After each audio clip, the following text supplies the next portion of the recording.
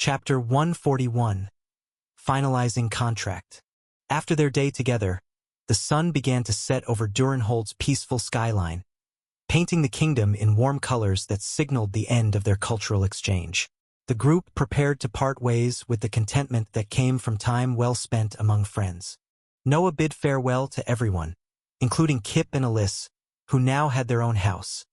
A modest dwelling that represented their freedom from Baron Richard's cruelty and their growing independence.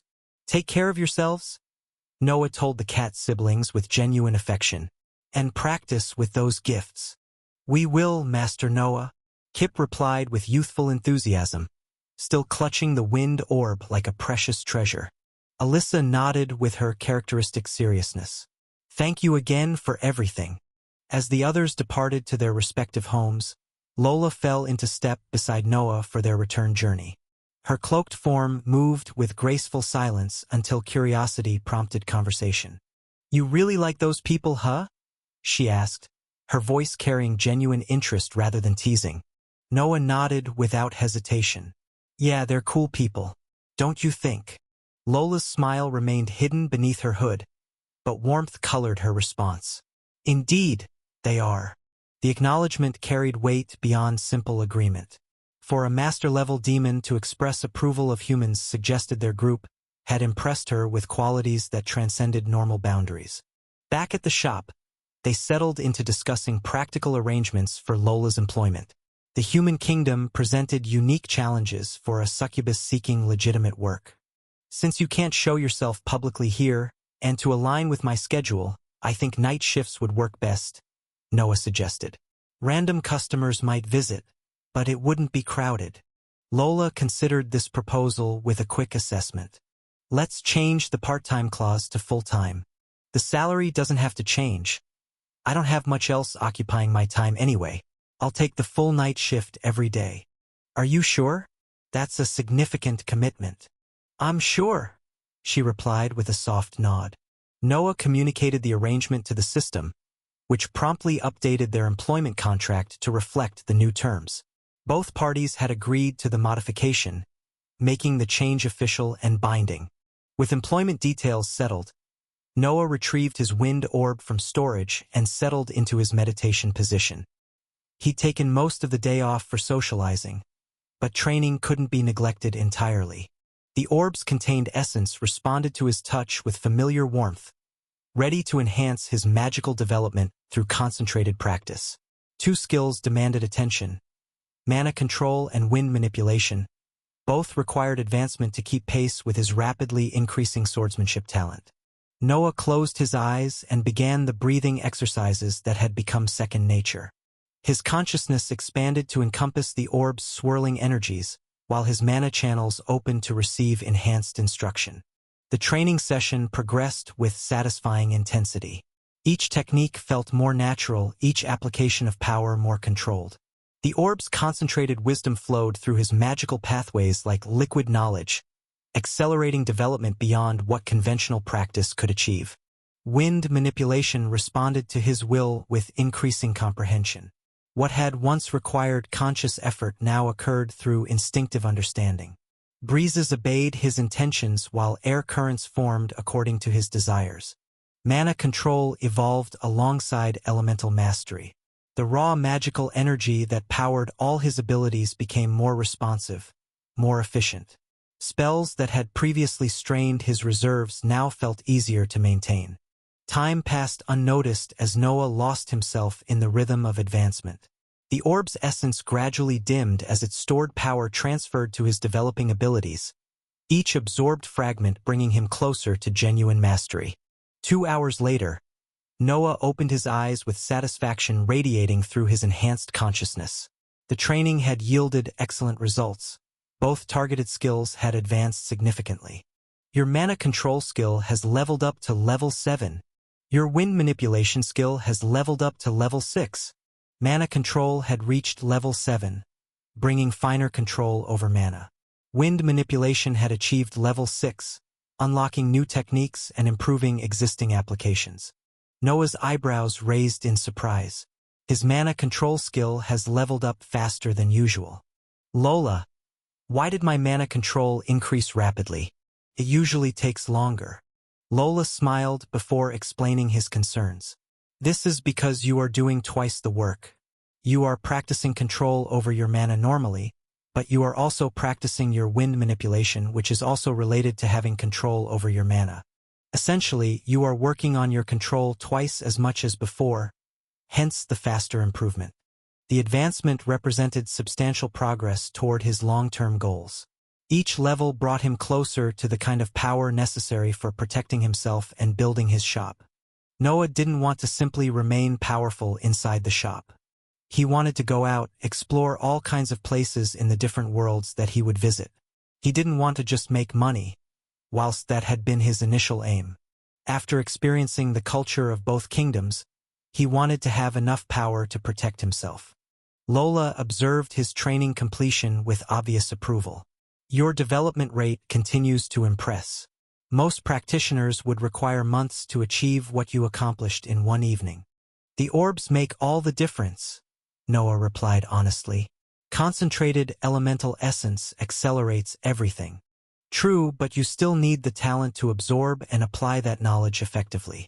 Not everyone could progress at your rate, even with legendary artifacts. Leo roared cutely in agreement. He agreed with Lola's words.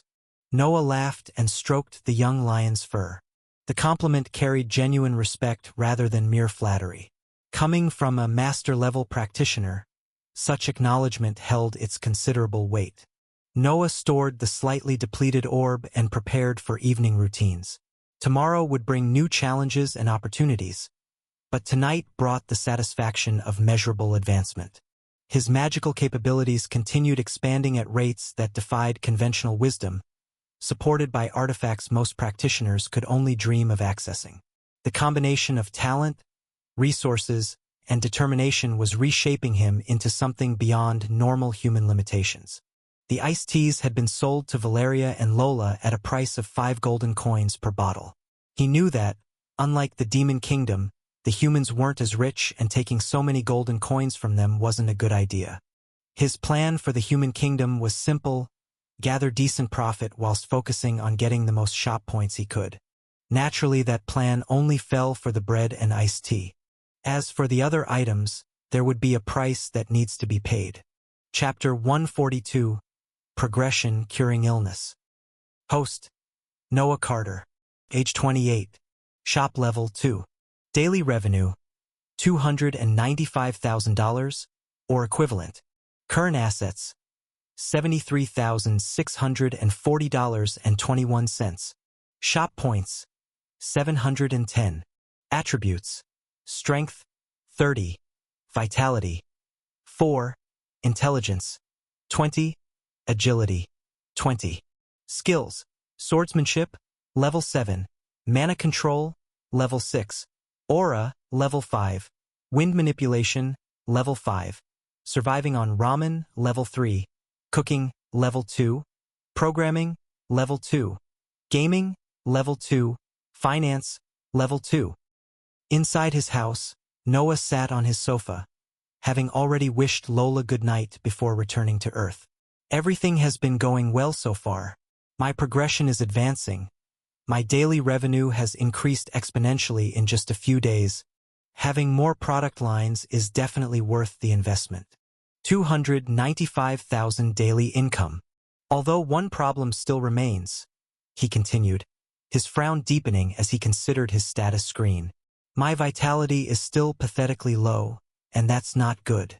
I need to figure out how to improve it. I can't just have power and speed while getting killed in one hit against something equally powerful. For vitality points, everyone else has been progressing while this stays stagnant. After worrying for a few more seconds, Noah forced himself to let go of the issue. He couldn't do anything about it currently, and obsessing over uncontrollable factors wasn't productive. Focus on what I can influence. Check the Automaker progress. Auto Iced Tea Maker. Level 3. Production rate: 2 iced teas every hour. Max stock: 48. Progress: 148/200. Auto Baker. Level 3. Production rate: 4 loaves every hour. Max stock: 48. Progress. 122/200. Auto Protein Bar. Level 1. Production rate. 1 bar every 2 hours. Max stock. 12. Progress. 4/100. Auto Energy Drink. Level 1. Production rate. 1 energy drink every 2 hours. Max stock. 12. Progress. 0/100. Auto Beef Jerky. Level 1. Production rate. 1 beef jerky every 2 hours. Max stock. 12. Progress. 0/100. The iced tea and bread makers were approaching level 4 steadily, their progress reflecting consistent sales over time. But the newer products presented a different challenge entirely. The protein bars, energy drinks, and beef jerky remained at minimal progress levels because their astronomical prices limited the customer base to royalty and master-level practitioners. Most simply couldn't afford permanent attribute enhancement, regardless of its value. After checking his status and confirming his daily progression, Noah closed the interface with satisfaction. He withdrew the beef jerky from his storage ring, examining the package that held his father's future well-being. With this, Dad's health problems should finally be resolved permanently. Unfortunately, the hospital had long since closed for visiting hours. The medical facility operated on strict schedules that didn't accommodate for his own convenient timing. First thing tomorrow morning. I can't wait any longer than that, just in case things go wrong. You will get better, Dad. Tomorrow will be the day when you are finally free. Noah whispered to the empty room, his voice quivering softly. The next morning arrived with clarity that made Noah's mission feel inevitable. He stood outside the hospital's familiar entrance. Today changes everything for him. Taking a deep breath to steady his nerves, Noah entered the medical facility. Room 412 waited ahead, containing the most important conversation. His father was already awake, sitting upright in bed with energy that had been missing for months. The protein bar's effects were clearly still providing enhanced strength that transformed his entire demeanor. Noah! Alan's voice carried vigor that made his son's heart sing. You won't believe what happened with that protein bar you brought me. He's excited. That's wonderful to see. Tell me, Noah encouraged, settling into the visitor's chair with anticipation. I've been arm wrestling the younger staff, Alan said with obvious pride. Men half my age, and I'm beating them easily. The nurses are calling it miraculous power, but I know it's whatever you gave me. The permanent strength enhancement is working perfectly. Noah laughed with genuine joy at his father's enthusiasm. That's amazing, Dad. But wait until you try this. He produced the beef jerky with ceremonial care, its packaging emanating subtle warmth that spoke to contained magical properties. This is going to make the protein bar seem like a warm-up, Noah promised. Vitality enhancement on top of strength improvement. He's going to feel 20 years younger, heck even younger. His vitality will become double mine. Alan accepted the package without hesitation, his recent experiences having accustomed him to his son's miraculous nutrition supplements. The wrapper opened easily, revealing jerky that seemed to glow with internal energy. He trusts me completely now. No questions, just faith in the results. Here goes nothing, Alan said, taking his first bite. The transformation was immediate and overwhelming. Color flooded his features as vitality enhancement coursed through his system like liquid revival. The chronic headache that had plagued him for weeks simply vanished. Bone-deep weakness evaporated as enhanced constitution restored what illness had taken. His entire body is responding. This is more incredible to witness when a normal human is the one who experiences it. Noah thought, a smile on his face. My vision, Alan gasped, blinking with obvious amazement. It's completely clear. The blurriness is gone. Even his eyesight is improving. Vitality enhancement affects everything. His posture straightened as enhanced constitution eliminated the subtle aches that had become his constant companions. Years seemed to melt away as magical restoration worked through every system. I feel incredible, Alan breathed, flexing his hands with wonder. Like my body remembered how to function properly. Perfect response. The beef jerky is working exactly as intended. Noah's satisfaction transcended mere filial duty as he watched his father's transformation. This wasn't just healing, it was restoration to a vitality level that exceeded his pre-illness baseline. Time to make this official. Dad, I need to get the nurses, Noah announced, standing up from his seat. You should be scanned for everything. If you're feeling this much better, the medical staff needs to document it. Alan nodded before frowning and grabbing Noah's hand midway. Son, these things, they might get you in trouble. Don't tell any of the doctors about it. Neither will I. Noah turned to look back at his dad before laughing. All right, Dad. Chapter 143. Alan is healed. Medical confirmation will validate what we both know happened. It will also make sure that the beef jerky had fully healed his dad from his illnesses. Noah approached the nurse's station calmly. He didn't show the confidence he felt about his father's health. The shift supervisor was Nurse Martinez. Nurse Martinez, my father in room 412 is feeling significantly better. I think he should be examined comprehensively. Nurse Martinez's eyebrows rose with interest.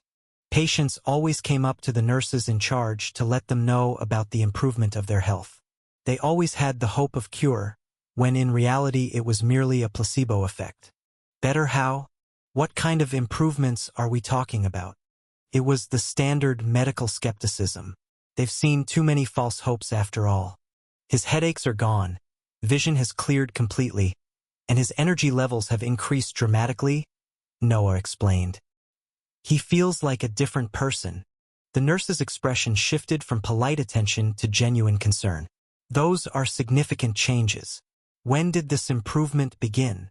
Within the last few days, he has just kept it to himself for verification, Noah replied. Had he said the improvement began minutes ago, the nurse would just casually dismiss him.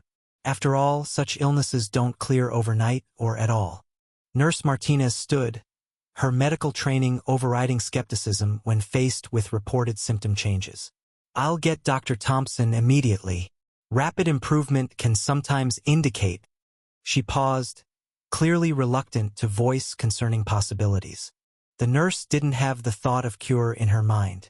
In fact, she was worried about false improvement before crash. We'll want to run a full battery of tests, she continued, already moving toward his father's room. Blood work, neurological assessment, cardiovascular function, everything. Of course, Noah agreed. Whatever's needed to confirm his improvement. Dr. Thompson arrived within minutes, his expression carrying the focused attention of someone responding to unusual patient developments. The examinations that followed was thorough, methodical, and increasingly amazed. They were discovering that everything has actually improved. Some healing happened gradually through medicine and therapy. Other restoration arrived through magical enhancement that defied every medical expectation. Today had definitely delivered the latter. The doctors completed their examinations with expressions that cycled through amazement, confusion, and professional bewilderment. Dr. Thompson reviewed the test results multiple times, as if expecting the numbers to change when he wasn't looking. Everything looks remarkably good, he announced with shock. Better than good, actually. Your test results are showing improvements across every major health indicator. However, Dr. Thompson continued with appropriate caution. Given the rapid nature of these changes, I'd recommend keeping you here for another day or two. We want to run additional tests to ensure this improvement is stable. It was standard medical protocol. They need to verify that there was no issues such as equipment failure or simply human error. Alan nodded silently at Noah, his expression conveying complete understanding of the medical team's concerns. The improvements felt permanent to him, but professional confirmation would benefit everyone involved. Of course, Doctor, Alan replied with cooperation. Whatever you think is necessary. Noah spent another hour with his father, discussing everything except the true source of his miraculous recovery. Their conversation covered family matters, future plans, and the simple joy of seeing genuine health restored after such a long period of decline. Finally, Noah departed. He still had many things to do. He left the hospital with relief flooding through his body like warm sunlight after endless storm clouds. Back home, Noah's excitement about his father's recovery had suppressed his appetite all morning. But with crisis resolved and adrenaline fading, hunger finally reasserted itself with growing insistence. Time for actual breakfast. My body needs fuel after all. He prepared a simple meal while his mind processed the morning's success. Eggs, toast, coffee, normal food that provided ordinary nutrition rather than magical enhancement. As he ate, Noah retrieved the items he'd saved from yesterday's shop inventory. The beef jerky and energy drink sat on his kitchen table like concentrated potential waiting to be unlocked. Time to claim some enhancement for myself.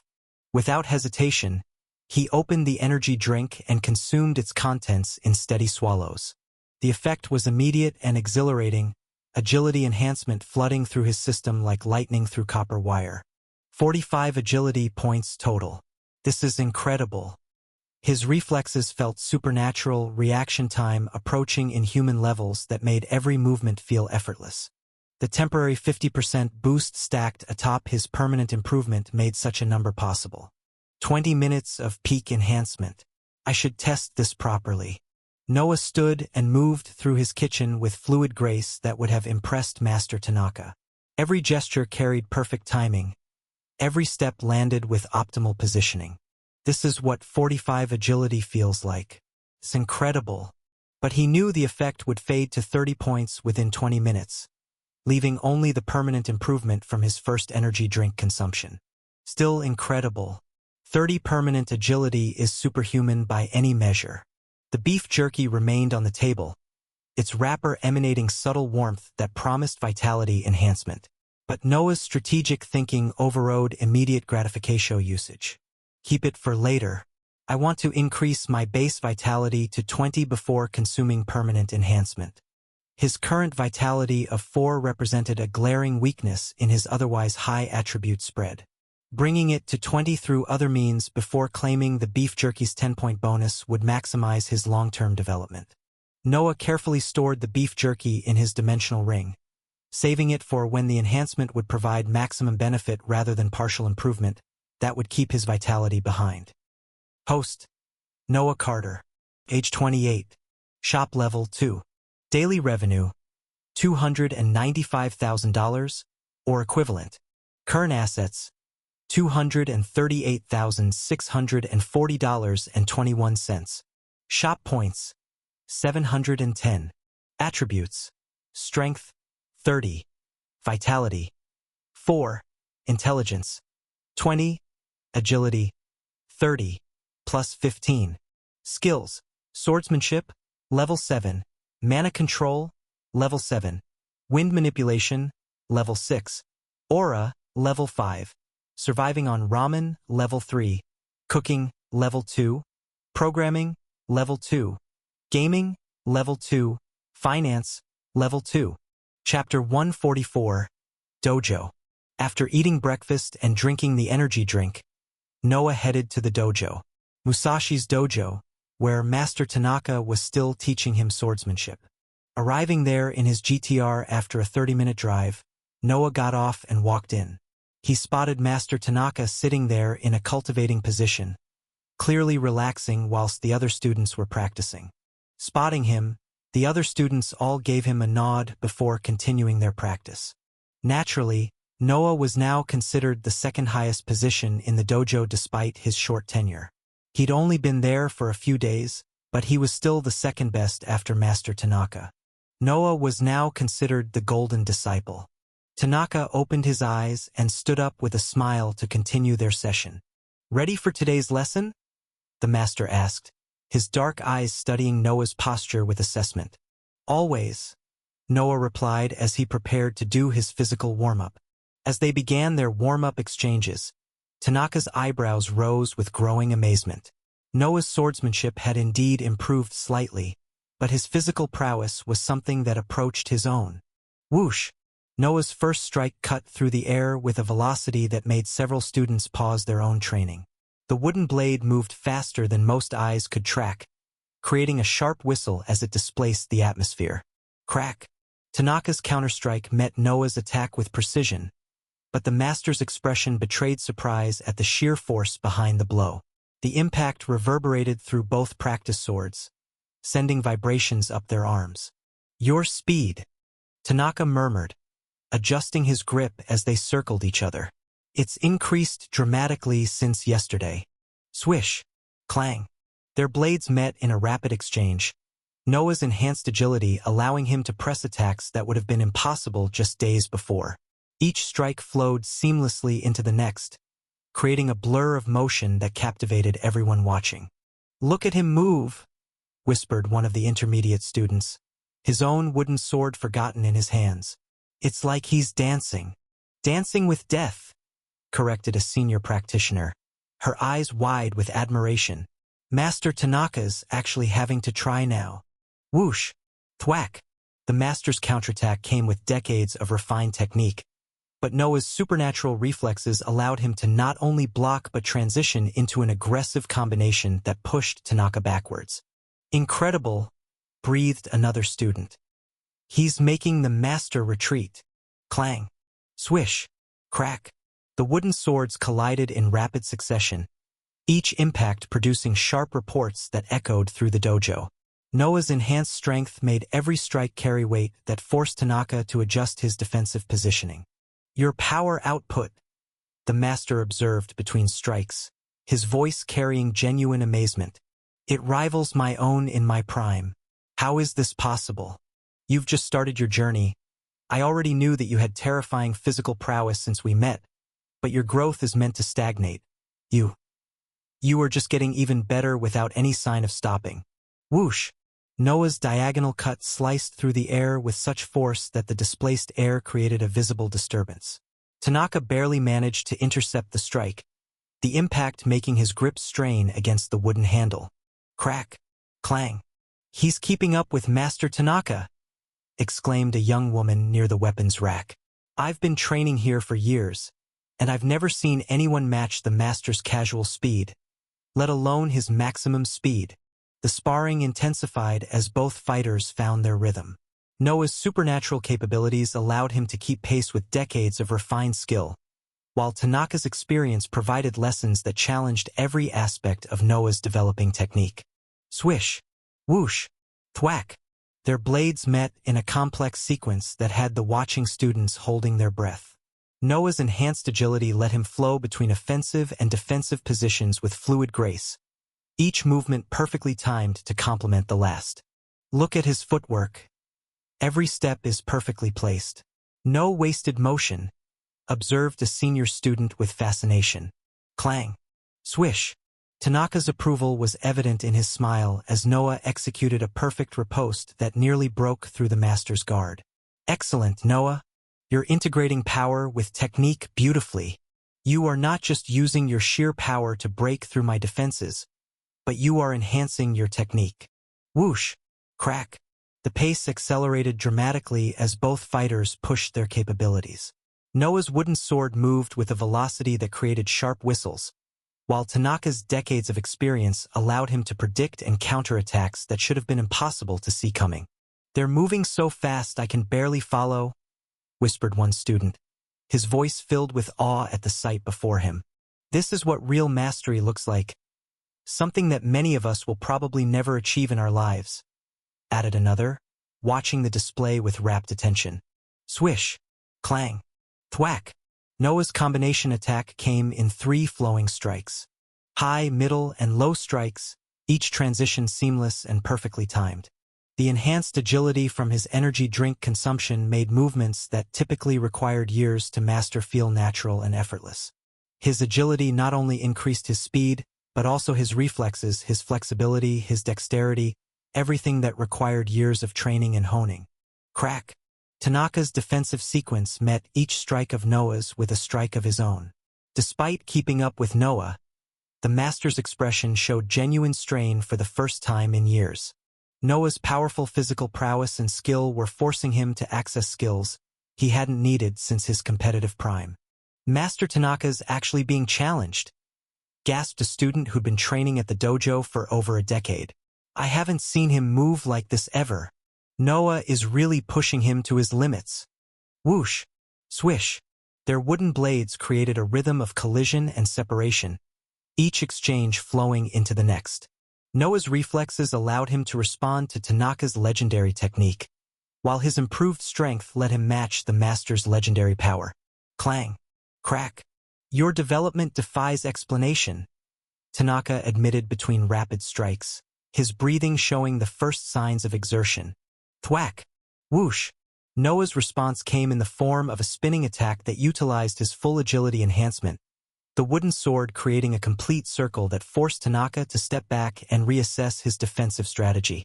Chapter 145, Golden Disciple. Did you see that technique? That spinning strike was flawless. It looks like it came out of a damn movie, exclaimed one of the watching students, his jaw nearly touching the floor. He made it look effortless, added another voice filled with admiration. I've been trying to master a much simpler version of that move for years. Swish, clang, crack. The final exchange came in a burst of motion that showcased both fighters at their peak. Noah's supernatural capabilities met Tanaka's lifetime of refined skill in a display that left every watching student speechless with admiration. Whoosh! Both wooden swords stopped simultaneously, their tips mere inches from each other's throats in perfect mutual finish. The dojo fell into awed silence as master and student regarded each other with mutual respect born from genuine challenge and skillful response. Magnificent, Tanaka declared, lowering his practiced sword with obvious satisfaction at the fight. You've achieved something remarkable today, Noah. You've made an old master remember why he fell in love with the sword. The assembled students burst into spontaneous applause, their voices carrying admiration for a display of swordsmanship that few would ever witness again. They all wished they had the same talent as Noah. Each student watched the dojo's golden disciple with expressions that mixed inspiration with honest envy for abilities that seemed to transcend normal humans. After the training, Noah smiled at the notification he had received. After training his swordsmanship so much, he had increased its level once again. It has become level 8. He was approaching apprentice rank in swordsmanship, only 2 levels left, or so he could feel. Your swordsmanship skill has leveled up to level 8. Finally, all that intensive sparring with Master Tanaka, Valeria, and fighting those Tier 1 fireflies has paid off. The improvement felt substantial. His muscle memory had evolved to incorporate techniques that previously required conscious effort. Every stance felt more natural, every strike carried improved precision. 2 more levels until apprentice rank. At this rate, I might reach it within the week. Host: Noah Carter. Age 28. Shop level 2. Daily revenue: $295,000, or equivalent. C. Earned assets: $258,640.21. Shop points: 1110. Attributes: Strength: 30. Vitality: 4. Intelligence: 20. Agility: 30. Skills: Swordsmanship, level 8. Mana control, level 7. Wind manipulation, level 6. Aura, level 5. Surviving on ramen, level 3. Cooking, level 2. Programming, level 2. Gaming, level 2. Finance, level 2. Auto iced tea maker, level 3. Production rate: 2 iced teas every hour. Max stock: 48. Progress: 168/200. Auto baker, level 3. Production rate: 4 loaves every hour. Max stock: 48. Progress: 142/200. Auto protein bar, level 1. Progress: 4/100. Auto energy drink, level 1. Progress: 0/100. Auto beef jerky, level 1. Progress: 0/100. Arriving back home, Noah checked his status with growing satisfaction. His money had increased to its current amount because of the daily income of $295,000 that came from his various product streams. Let's see. $5,000 from the bread and iced tea, $100,000 from the energy drink, $60,000 from the beef jerky, and $130,000 from the protein bar. The numbers are incredible. He had also received the third wind orb, which was stored in his storage ring. The daily revenue represented more money than most people earned in years, all flowing passively while he focused on personal development. Furthermore, it seemed like Lola had managed to sell 20 items each from both the tea and bread during her night shift. This increased his shop points by 400 overnight. He had placed both the bread and iced tea at 5 golden coins each, a reasonable price that balanced accessibility with profitability in the human kingdom. 20 bread loaves and 20 iced teas at 5 coins each. That's 200 golden coins total, worth about $20,000. Not bad for a single night. Noah couldn't help but smile at Lola's sales performance. The succubus had proven herself an excellent employee, managing to move significant inventory despite working the typically slower night hours. Unfortunately, she was unable to sell the energy drink and beef jerky. But the lack of sales for the premium items made perfect sense when Noah considered the economics involved. The prices are astronomical for average citizens. The beef jerky, energy drink, and protein bar represented luxury items that only royalty, wealthy merchants, or master-level practitioners could afford. Rarely did people in the human kingdom possess such disposable wealth, and they certainly wouldn't be shopping for magical enhancement items during nighttime hours. Humans mostly conduct business during morning and afternoon hours in the Kingdom of Esta. The fact that Lola sold 20 bread and iced tea during the night shift is actually shocking and excellent news. The sales pattern revealed something important about his customer base. People desperately needed healing and mana restoration, basic survival necessities that justified spending their limited resources even during unconventional hours. Bread and tea serve immediate practical needs. The premium items are aspirational purchases that require planning and significant financial commitment. Noah's shop points had swelled to 1,110, putting him closer to his goal of upgrading to shop level 3, which required 10,000 points total. The steady accumulation meant he was making real progress toward expanding his business capabilities. At this rate, I'll reach 10,000 shop points within a week or so, maybe sooner if I can maintain these sales volumes. The automaker's progress showed his bread and iced tea production approaching level 4, which would significantly increase their output rates and maximum storage capacity. More production meant more potential sales, creating a positive feedback loop for his business growth. Level 4 automakers will double my production capacity. Perfect timing as demand continues increasing. Meanwhile, his premium products remained at level 1 due to their limited customer base, but Noah wasn't concerned. The profit margins on those items more than compensated for lower sales volumes. Quality over quantity. The financial security brought by his shop allowed Noah to focus on personal development without constantly worrying about debt collectors or medical bills, or any worries on Earth. His father's health has improved dramatically, his own combat capabilities were advancing rapidly, and his daily income exceeded most corporate executives. Life has definitely taken a turn for the better. Chapter 146. Overnight, solving the low vitality. Noah used the portal and arrived back at the shop when Lola's shift was nearly meant to end. He spotted her behind the counter wearing what seemed like an apron, a crisp white garment that gave the shop a distinctly more professional appearance. Noah chuckled before saying, "Where did you get this from?" She looked incredibly cute in the uniform. Furthermore, she was no longer hiding herself under a cloak. She decided to wear a headscarf that simply covered her horns, while her tail remained concealed beneath her carefully arranged clothing. "Why are you laughing at me?" Lola's ruby eyes flashed with indignation mixed with embarrassment. "I personally left to commission this apron from one of those human craftsmen to make your shop more professional. I saw many ladies wearing these at their stalls yesterday, so I decided to wear one. I shall remove it since you don't want." She pouted as she attempted to untie the apron strings, her expression carrying wounded pride at his apparent disapproval. No, it looks really good on you. Keep it. Thanks for taking care of the shop." Noah raised his hands to stop her from removing it. She nodded with a smile that brightened her entire face, clearly pleased by his approval. "Your shop is really magical," Lola began after tying her apron back. The items just randomly appear on the shelves. I can't even track where they come from. They just materialize out of thin air. Also, I've sold 20 loaves of bread and 20 bottles of iced tea throughout the night. She launched into a detailed account of her evening's work, describing each customer interaction with obvious enthusiasm. A guild member seeking healing supplies, a late-night mage needing mana restoration, several guards purchasing provisions for extended patrols, and various other nocturnal customers who discovered the shop's unusual operating hours. The healing bread was particularly popular, she continued, her voice carrying satisfaction.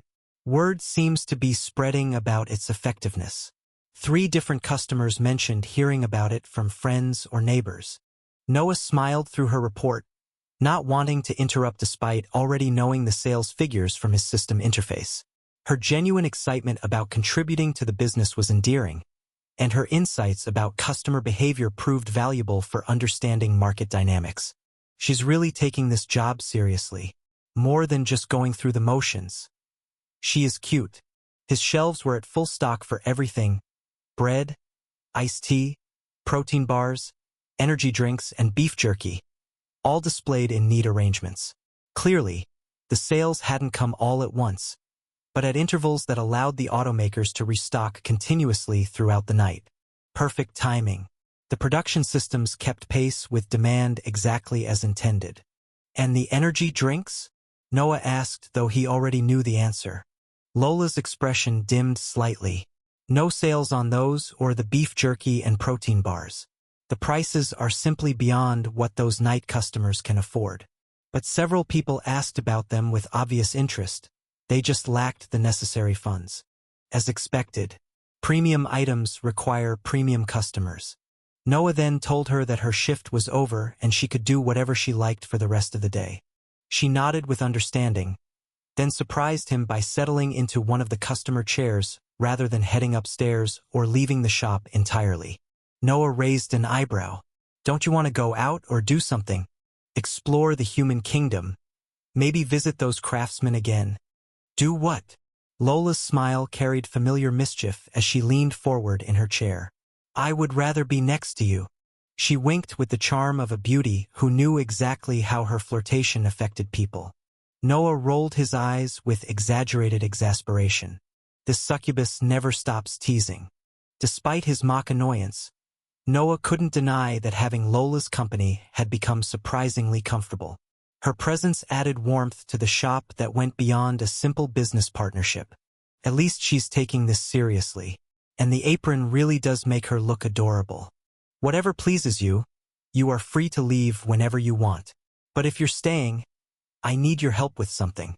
Lola's grin widened with obvious satisfaction at achieving her goal of remaining close to him.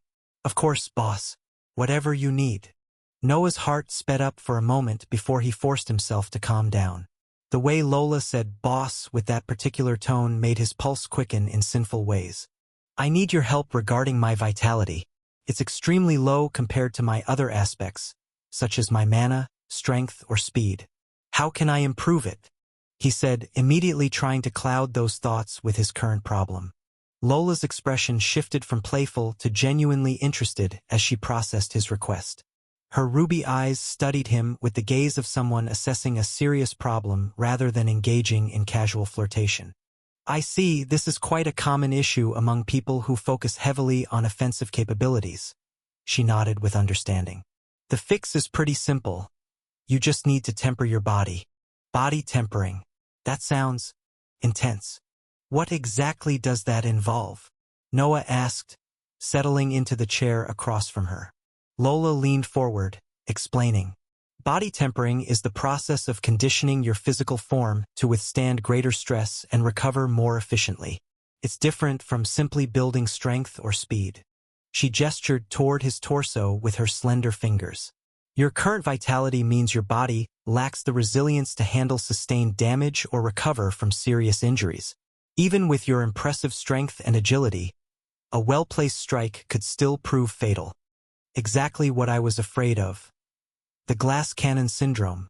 The tempering process involves exposing your body to controlled stress, not enough to cause permanent damage, but sufficient to trigger adaptive responses, Lola continued.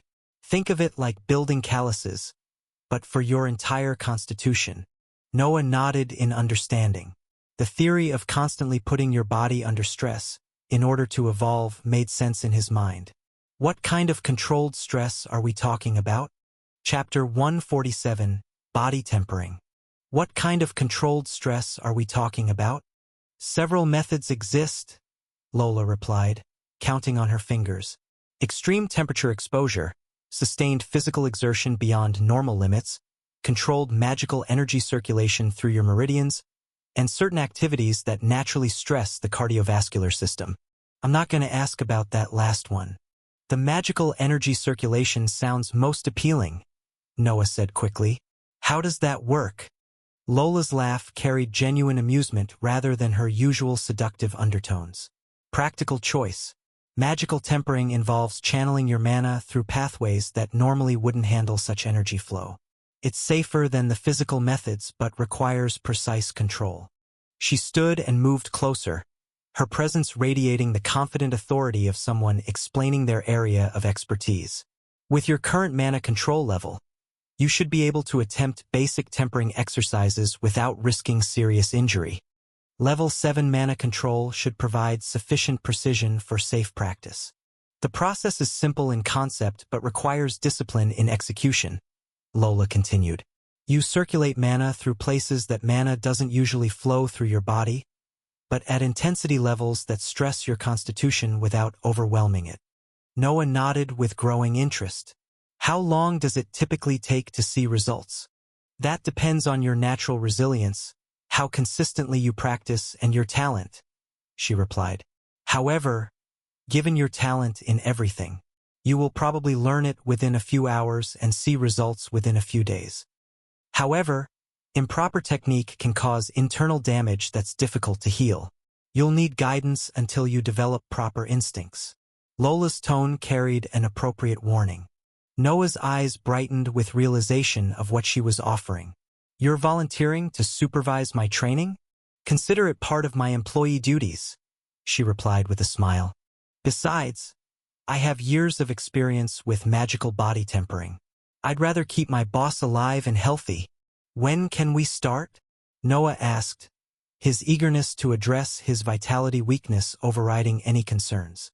Lola's ruby eyes sparkled with approval at his immediate commitment to improvement. Right now, if you're ready. The first lesson involves understanding your current energy pathways. She gestured toward the shop's back area, where they could practice without interruption from potential customers. We need to close the shop for a while. Otherwise, if you were interpreted randomly, it might give you a backlash. It's not worth the risk. Noah nodded in understanding, immediately heading to the door, before turning the open sign to closed. He decided to delay selling for an hour. Based on his knowledge of his talent, it wouldn't take him more than an hour to learn the skill, maybe even less. We'll start with basic circulation exercises. Nothing dangerous, just mapping your natural mana flow patterns. Noah stood, following her toward the designated training space. What should I expect to feel during the process? Initially, just warmth as mana moves through unfamiliar channels, Lola explained, settling into a meditation pose. As we increase intensity, you'll experience something like internal stretching. Not painful, but definitely noticeable. Internal stretching. That doesn't sound too intimidating. The key is maintaining steady circulation without forcing the process, she continued. Think of it like learning to swim. You work with natural currents rather than fighting against them. Noah settled into his own meditation position, focusing on the familiar sensation of mana responding to his will. Ready when you are. Lola's voice took on the authoritative tone of an experienced instructor. Close your eyes and begin normal mana circulation. I'll guide you through the modifications that will start tempering your constitution. Noah settled into his meditation position, legs crossed and spine straight, following Lola's instructions. The feeling of mana cultivation felt surprisingly comfortable. He sensed that it would be different from his usual practice sessions. Begin with your standard mana circulation, Lola instructed, her voice soothing to his ears to avoid disturbing him. Feel the energy flowing through your established pathways, the routes you've used for wind manipulation and spellcasting. Noah closed his eyes and reached inward, sensing the gentle current of magical energy that had become second nature. His mana moved in its predestined pathway through his body, following the channels he'd developed to use through countless hours of training. The circulation of mana through those pathways felt warm, controlled, and steady to Noah. "Good," Lola observed, her senses allowing her to perceive his energy flow with X-ray-like clarity. "Now I want you to imagine expanding those pathways. Not forcing new channels, but gently widening the existing ones. Expand the pathways, like opening a valve slightly wider." Noah focused on the sensation of mana movement, visualizing his internal energy channels as rivers that could accommodate greater flow. The adjustment required delicate control.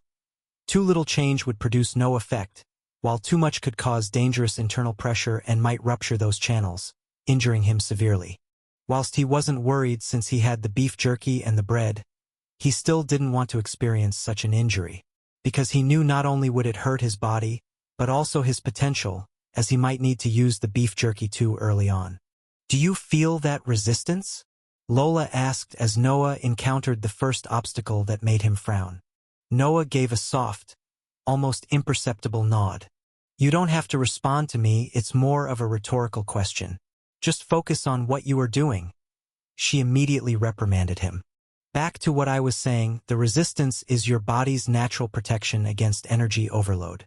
We're going to work with that resistance, not against it.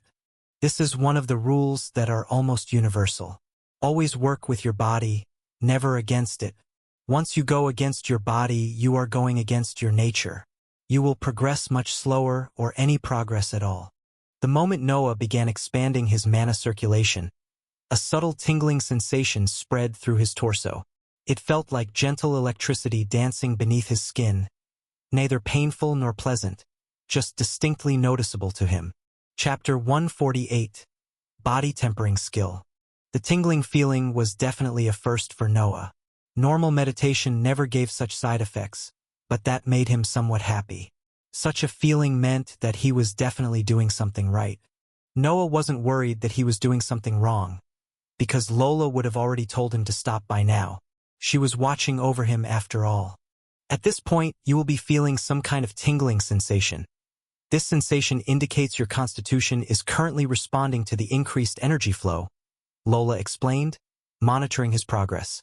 Your body is adapting to handle greater magical stress. This is exactly what we want.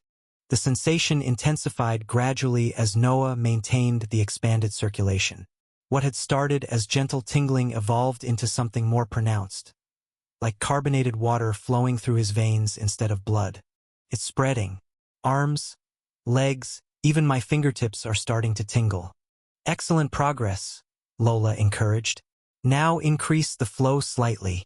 Imagine turning up the intensity just one notch higher." Noah complied, adjusting his mana circulation with the precision his level 7 control allowed. The expanded pathways began carrying energy at volumes that stressed his untrained constitution, pushing his body beyond its comfort zone without crossing into dangerous territory. The tingling sensation transformed into something more intense. Heat began building throughout his body as his magical channels worked to accommodate the increased flow. It wasn't the comfortable warmth of normal mana circulation anymore. This was deeper. "I can feel the internal heat. It's like my blood is getting warmer from the inside out." "Perfect. Keep up the good work. Your constitution is responding beautifully. The heat indicates your body is beginning to adapt and strengthen itself. Even your blood is strengthening," Lola said with obvious satisfaction. The warmth continued building as Noah maintained the challenging circulation pattern. His skin began feeling flushed despite the shop's comfortable, cool temperature. Noah's internal heat started radiating outward, and even Lola was able to feel it. Noah had become something akin to a heater, as his magical pathways stressed his physical body in ways he didn't imagine possible. It's getting quite warm, almost like having a mild fever, but without the weakness that comes with it. "Maintain steady breathing," Lola instructed, noting the subtle changes in his posture that came from the uncomfortable sensation. Don't let the new sensations distract you from proper mana control. Consistency is more important than intensity. Noah focused on his breathing rhythm while managing the increasingly demanding energy circulation. The heat continued building up, making his clothing feel uncomfortably warm. Definitely heating up. I can feel sweat starting to form all over my body. Noah thought internally, whilst keeping his focus on the temperament of his body. Increase the flow one more level. Lola commanded with the confidence that suggested Noah would be able to do it. This is where real tempering begins. The previous steps were all to prepare your body for the new conditions that it will need to get used to. The adjustment pushed Noah's circulation beyond anything he'd previously experienced. The internal heat intensified dramatically as his magical pathways worked at capacity to handle the enhanced energy flow. His constitution strained against the magical pressure, forcing adaptive responses throughout his system. Now it's getting serious. This feels like intense exercise from the inside. Sweat began beading on Noah's forehead as his body responded to the magical stress. The perspiration wasn't from external temperature, but from the internal work his constitution was performing to adapt to increased energy demands. Definitely sweating now. This is harder than it looked. Don't wipe the sweat, Lola advised, observing his unconscious movement toward his face. Physical manifestations are signs of successful tempering. Your body is working exactly as intended. The sweat increased as Noah maintained the challenging circulation. Droplets formed along his hairline and trickled down his temples, evidence of the intensive internal work being performed by his expanding magical pathways. Feel that burning sensation in your muscles? Lola asked as new sensations joined the heat and tingling. That's your constitution strengthening itself in real time. You're literally becoming more resilient with each moment of sustained circulation. Noah could indeed feel a deep burn throughout his body. Not the surface burn of exhausted muscles, but something else. His very constitution was straining to accommodate the magical stress, forcing growth in areas that had never been challenged before. Internal burning, like my entire body is doing strength training from the inside out. This is the critical phase, Lola explained, her voice carrying appropriate gravity. Maintain this circulation for another 10 minutes, and your body will lock in permanent improvements. Push through the discomfort. It's temporary, but the benefits last forever. The next 10 minutes tested Noah's discipline more than any previous training. The sweat increased to the point where droplets fell from his chin onto his crossed legs. The internal heat made him feel like he was sitting in an overcrowded sauna, while the burning sensation in his muscles demanded constant mental effort to ignore. This is definitely not easy. No wonder most people avoid this method of body tempering, even if it's the most efficient. 5 more minutes, Lola encouraged, noting his obvious struggle. Your circulation is perfect. Don't let discomfort break your concentration now. Noah gritted his teeth and maintained the demanding energy flow despite his body's protests. Sweat soaked through his shirt as the stress pushed his constitution to its limits, forcing adaptations that would serve him well in the future. Just hold on. Permanent improvement is worth temporary discomfort. It's time. Slowly reduce the circulation back to normal levels. Don't stop abruptly. That could cause energy backlash. Lola announced exactly 30 minutes after they'd begun. Noah gradually decreased his mana flow, allowing his stressed pathways to return to comfortable levels. The relief was immediate and overwhelming as the internal heat and burning sensations faded to manageable levels. You have learnt the level 1 body tempering skill. The system notification appeared as Noah opened his eyes, confirming that his first tempering session had successfully established the foundation for ongoing constitutional improvement. Congratulations, Lola smiled with genuine pride. You've just taken the first step toward making your vitality match your other capabilities. Chapter 149. Stock sold. Lola then explained to him that after the foundation was now created, he didn't need any more direct guidance and could simply practice the same technique until reaching apprentice rank in body tempering. The circulation pattern you've learned is sufficient for novice-level development. Practice the same intensity daily, your body will gradually adapt and strengthen, As for duration, you can decide based on how fast you want your progress to be," she said, settling back into her chair with obvious satisfaction at his successful first session. "But you must know that your body needs time to rest. That's also a part of the training. If you keep beating your body up without letting it rest, then you will not help, but in fact you will ruin your body," she continued before giving him a solution to the earlier problem. "If you really want to progress really fast, you can use the bread to increase your natural healing, which will help you practice more without having a negative side effect." Noah nodded in understanding. Her words made sense. "You said that I can do this till apprentice rank. I would need to do a different approach after reaching it?" Noah asked, wiping the remaining sweat from his forehead with a towel. "Yes, but it's still too early to worry about that since you haven't even reached novice rank yet," Lola replied with a dismissive wave. "Apprentice-level tempering involves more advanced techniques that you have no business knowing now. It's far too complex for your current foundation." Noah nodded, thanking her for the comprehensive introduction to body tempering. "I appreciate the guidance. This skill could make all the difference in dangerous situations." She smiled and winked with her otherworldly charm. "Anything for my boss." Even in this world, Lola still managed to be one of the most beautiful beings he had ever encountered. She was simply too gorgeous for anybody to come close to her, but after thinking about it, it made sense. Lola was a succubus, and what kind of succubus didn't have the charm that destroyed all others? Especially if the succubus in question was a princess. The familiar flutter in Noah's chest returned at her tone, but he forced himself to focus on business rather than the succubus's charm. Noah immediately stood up and opened the door to the shop, officially resuming business operations after their training session. Back to work. Time to see what the day brings. The familiar bell above the entrance chimed as the first customers arrived shortly after opening. 2 men entered together, their bearing and equipment immediately identifying them as representatives from different organizations. One glance and Noah knew that they weren't ordinary people. The first wore the blue and gold livery of the Royal Guard, his armor polished to mirror brightness and bearing the crown insignia that marked him as serving the royal family directly.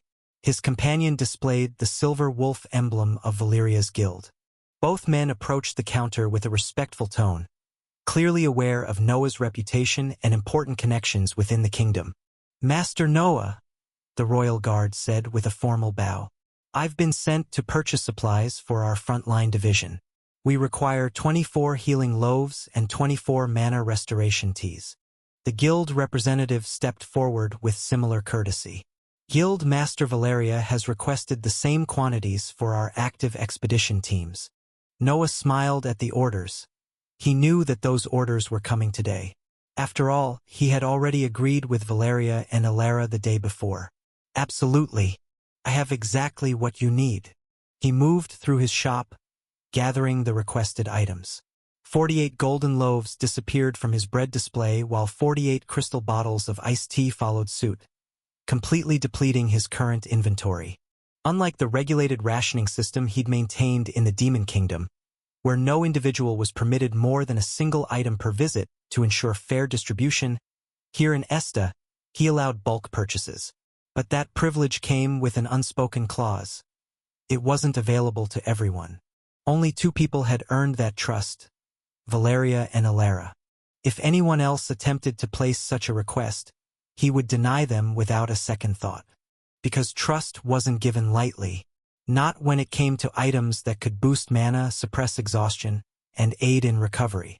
Not when such goods could be easily hoarded or resold at extortionate prices on the black market. But Valeria and Alara weren't driven by greed. He knew that. They weren't merchants looking for mere personal profit. The financial transaction proceeded smoothly, both representatives paying without hesitation at 5 golden coins per item. Before they left, the Royal Guard paused at the door with additional information. "Her Highness wishes me to inform you that she will visit shortly. She's currently occupied with urgent kingdom matters but expressed a strong desire to visit you soon." Alara wants to visit. That could be about the Baron Richard investigation. The guild representative nodded in agreement. Guild Master Valeria conveyed similar intentions. She'll arrive once her current expedition planning concludes. Noah acknowledged both messages with courtesy. Tell them they're welcome whenever they choose to visit. Both men departed with satisfied expressions. Their organization's immediate supply needs met through Noah's convenient service. The shop fell quiet once again, leaving Noah alone with Lola and completely empty shelves. 48 loaves and 48 iced teas sold. That represents serious progress toward my automaker upgrades. Noah approached his system interface with growing excitement, eager to check whether the substantial sales had triggered the advancement he'd been anticipating. After selling his entire stock of both items, Noah felt confident that significant progress had been made toward his production system upgrades. Host: Noah Carter. Age 28. Shop level 2. Daily revenue: $295,000, or equivalent. Current assets: $306,640.21. Shop points: 2070. Attributes: Strength, 30. Vitality, 4. Intelligence, 20. Agility, 30. Skills: Swordsmanship, level 8. Mana control, level 7. Wind manipulation, level 6. Aura, level 5. Surviving on ramen, level 3. Cooking, level 2. Programming, level 2. Gaming, level 2. Finance, level 2. Body tempering, level 1. Chapter 150, level 4 automaker. His money had increased, although not by as much as sales in the Demon Kingdom would have generated. He had sold each loaf and each iced tea for 5 golden coins, a reasonable price that balanced accessibility with profitability in the Human Kingdom's economy. 480 golden coins total from today's bulk sale. That's $48,000, which isn't nearly as much as Demon Kingdom prices, but I don't mind. The reduced profit margins served multiple purposes beyond simple revenue generation. He was helping improve the Human Kingdom's defense capabilities against extremist attacks while earning a decent profit and building crucial political relationships. With a strategic investment in the kingdom's defense, the royal family and guilds were becoming his loyal customers who would always be there to buy his items, no matter how many there were. His shop points had increased by a whopping 960 points, bringing his total to 2070, a significant advancement toward the 10,000 points required for a level 3 shop, nearly a quarter way into the next shop level. These bulk sales are exactly what I needed. Time to see the automakers, he thought, a smile forming on his face as he anticipated the improvements his sales volume should have triggered. Auto Baker, level 3. Production rate: 4 loaves every hour. Max stock: 48. Progress: 190/200. Auto Iced Tea Maker, level 4. Production rate: 4 iced teas every hour. Max stock: 96. Progress: 16/400. The iced tea automaker reached level 4. Perfect. The upgrade had doubled both his maximum stock capacity and production rate for iced tea. Instead of producing 2 bottles per hour with a 48-bottle limit, the enhanced maker could now generate 4 bottles hourly while storing up to 96 bottles total. A doubled production rate means a doubled potential sales volume. This is exactly the scaling I needed. His autobaker remained at level 3 but had advanced to 190/200 progress, just 10 more sales away from its own upgrade to level 4. Given the consistent demand he was experiencing, that threshold should be reached within hours rather than days. 10 more bread sales for the level 4 baker. I should easily achieve that today. The systematic progression excited Noah more than individual sales could. Each automaker upgrade represented an exponential improvement in everything, whether it was his wealth or shop upgrades. Level 4 automaker could start producing enough inventory to supply both royal orders and individual customers simultaneously. Seeing the obvious satisfaction on his face, Lola raised an eyebrow before looking at him with a deliberately shy expression that contrasted sharply with her usual bold confidence. "Why are you grinning so much whilst looking at me?" she said, her voice taking on an unexpectedly vulnerable tone. "Do you perhaps want to?" Her ruby eyes carried a suggestion that made Noah's pulse quicken despite his attempts at having pure thoughts. No! Noah immediately interrupted her attempted seduction, his voice climbing several octaves in his haste to redirect the conversation. I was just thinking about the body tempering skill. Naturally, that was a white lie. Noah was checking system status while she happened to be in his line of sight. The excuse sounded weak even to his own ears, but Lola's knowing smile suggested she understood exactly what had actually captured his attention. Her expression changed from seduction to amused understanding. Of course you were, she replied with obvious skepticism mixed with entertainment. The body tempering skill is certainly stimulating. The awkward moment dissolved as Noah forced himself to focus on business concerns rather than Lola's deliberate charm offensive or his own embarrassing social missteps. Luckily, Noah was saved by a customer walking in. Welcome. His words died midway as he realized who had entered.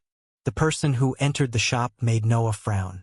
The reason Noah frowned was because he knew the person in front of him, and he didn't like him, to say the least. It was Baron Richard, his substantial belly entering the store a full minute before he did, the man's corpulent frame filling the doorway with unpleasant arrogance. The Baron's expensive silk clothing strained against his considerable belly girth, while gold rings adorned fingers that had never known honest labor. He walked with the same air of arrogance that Noah remembered from their previous encounter.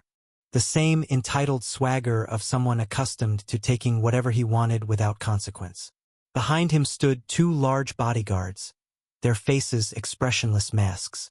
The man who entered his shop had enslaved Kip and Alyssa, the one Lola detected with demonic energy signatures, which was proof that he was working with the extremists. Had it been someone else, Noah might have thought that the person was simply in love with a demon girl, but the man in front of him was known to be a bad person, and it wasn't out of the question for him to do such things.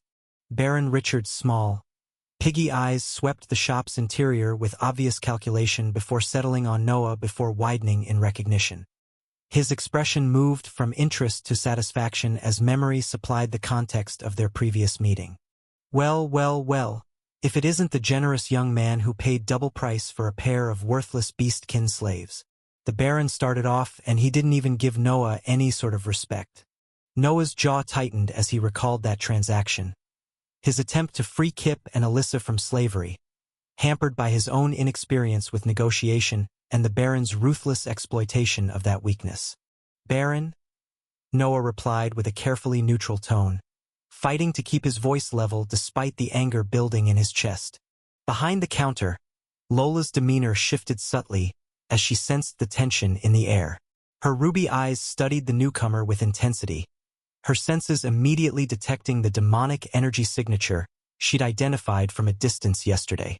So you're the mysterious shopkeeper everyone's talking about, Baron Richard continued, his smile widening. Selling magical bread and potions to the royal family itself. Quite the rise in fortune since our last encounter. Chapter 151, Baron Richard. I've heard fascinating stories about your products. The Baron continued, his small eyes scanning the shop's displays with obvious shock. He had never seen this style of shop before. It was the first time he had seen such a thing. One of his bodyguards stepped forward slightly, the movement carrying a threat despite its apparent casualness. The man's hand rested near his sword hilt as if threatening Noah indirectly. What can I help you with today? Noah asked. Whilst he could have simply kicked the Baron out, he didn't want to. He wanted to know what this man was looking for specifically. Besides, based on the Baron's answers, Noah might be able to discern his plans. Baron Richard's laugh was an unpleasant sound that filled the small shop. Oh, I think you know exactly what I want, my dear shopkeeper. The Baron approached the counter slowly. You see, I've been thinking about our previous business relationship. How generous you were with your payment. How accommodating you proved to be. The Baron's words were clear. He was going to extort Noah once again, whether he liked it or not. Or that's what the Baron thought, at least. I find myself in need of certain supplies. The Baron continued, his tone becoming more openly threatening. Healing items, enhancement potions, whatever you have here in your shop. Lola's position behind the counter allowed her to observe the Baron's bodyguards, while her demon features remained concealed. "And I believe," Baron Richard said, his voice dropping to an oily whisper, "that a generous businessman like yourself would be happy to provide those supplies at a substantial discount, considering our previous successful negotiation." Noah's experience in the world and combat training had fundamentally changed him since their last encounter, but the Baron remained unaware of those developments. To Richard's eyes, Noah was still the same soft target who could be manipulated through aggression and intimidation. The threat was barely veiled now. The Baron clearly believed he could intimidate Noah into providing magical supplies at whatever price he demanded, using the same psychological pressure that had worked during the slave transaction. "What kind of discount did you have in mind?" Noah asked, a smile on his face. The Baron's smile widened with predatory satisfaction. "Oh, I think we can work out very reasonable terms. Perhaps we should discuss this privately." His eyes flicked toward Lola with obvious dismissal. "Send your serving girl away. This is business between men of substance." Serving girl. He has no idea what he's dealing with. Lola's expression didn't change, but Noah caught the subtle shift in her posture that suggested the succubus was prepared for violence. "Excuse me, Baron. Please mind your words. This isn't a serving girl, this is my wife," he said, a frown on his face. Noah had wanted to say that Lola was his sister, but they looked nothing alike. There was no resemblance at all, not even a single %. Hence, he was left with nothing but saying she was his wife. Lola's expression remained the same despite the inward feeling of shock. For a reason only she knew, she found her heart beating even faster than when she was fighting for her life. Her hands clenched softly, and her tail threatened to whip around in happiness. The Baron raised his eyebrow before nodding. "I see, we can do it out in the open." Seeing Noah's frown, the Baron knew when to retreat. The conversation has been going great, and he would be foolish if he crossed the boundary of honor. He knew that men valued their honor, and if somebody crossed certain boundaries, they would not back down. "Now then," the Baron continued, returning to his original agenda. The Baron began walking around the shop with the casual arrogance of someone conducting an inspection rather than shopping.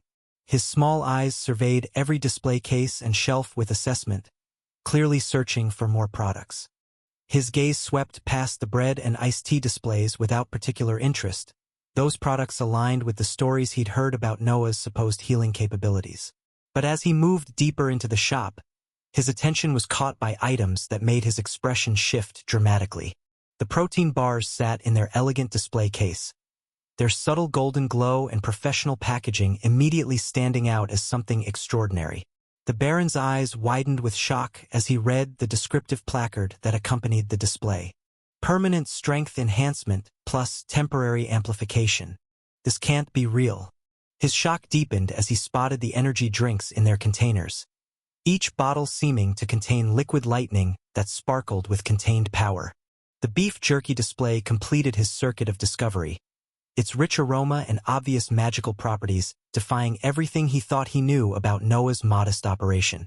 These items, if they actually worked as advertised, they'd be worth fortunes. Literally priceless to the right buyers. But instead of awe or desire, the Baron's expression changed into something far more calculating. A slow smirk spread across his features as pieces of what he believed to be an elaborate puzzle fell into place in his mind. He's running a scam. Has to be. How could a small-time shopkeeper in an abandoned alleyway possibly have access to such legendary enhancement items? The Baron's reasoning followed a logical path based on his own criminal experience. Clearly, Noah was advertising impossible products to lure in desperate customers, then taking their money for items that provided no actual benefits.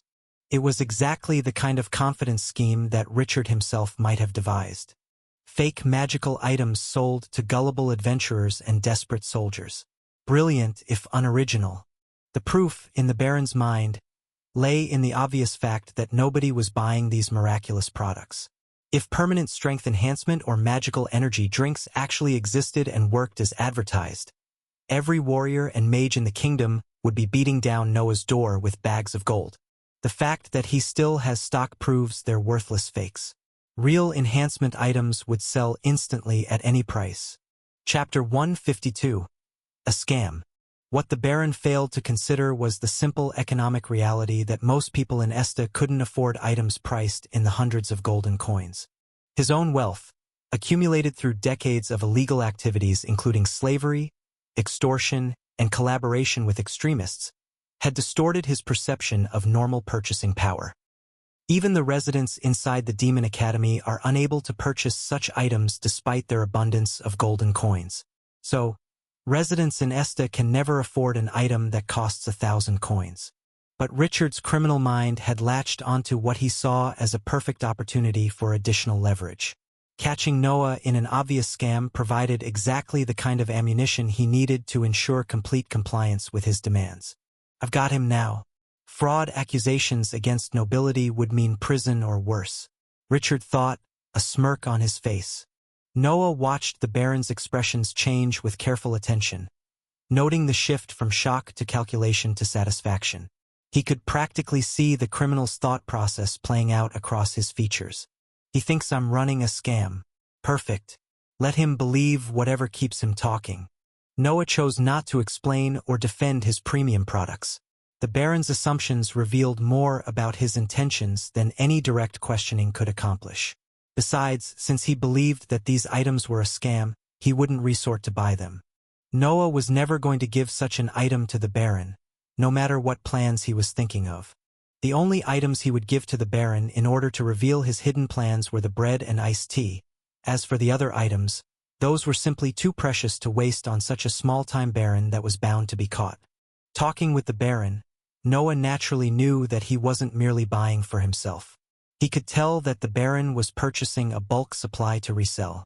As for which customers, it was obvious. He would most likely sell to the extremists who, after raiding so many places and killing so many innocents, would have a large wealth to splurge.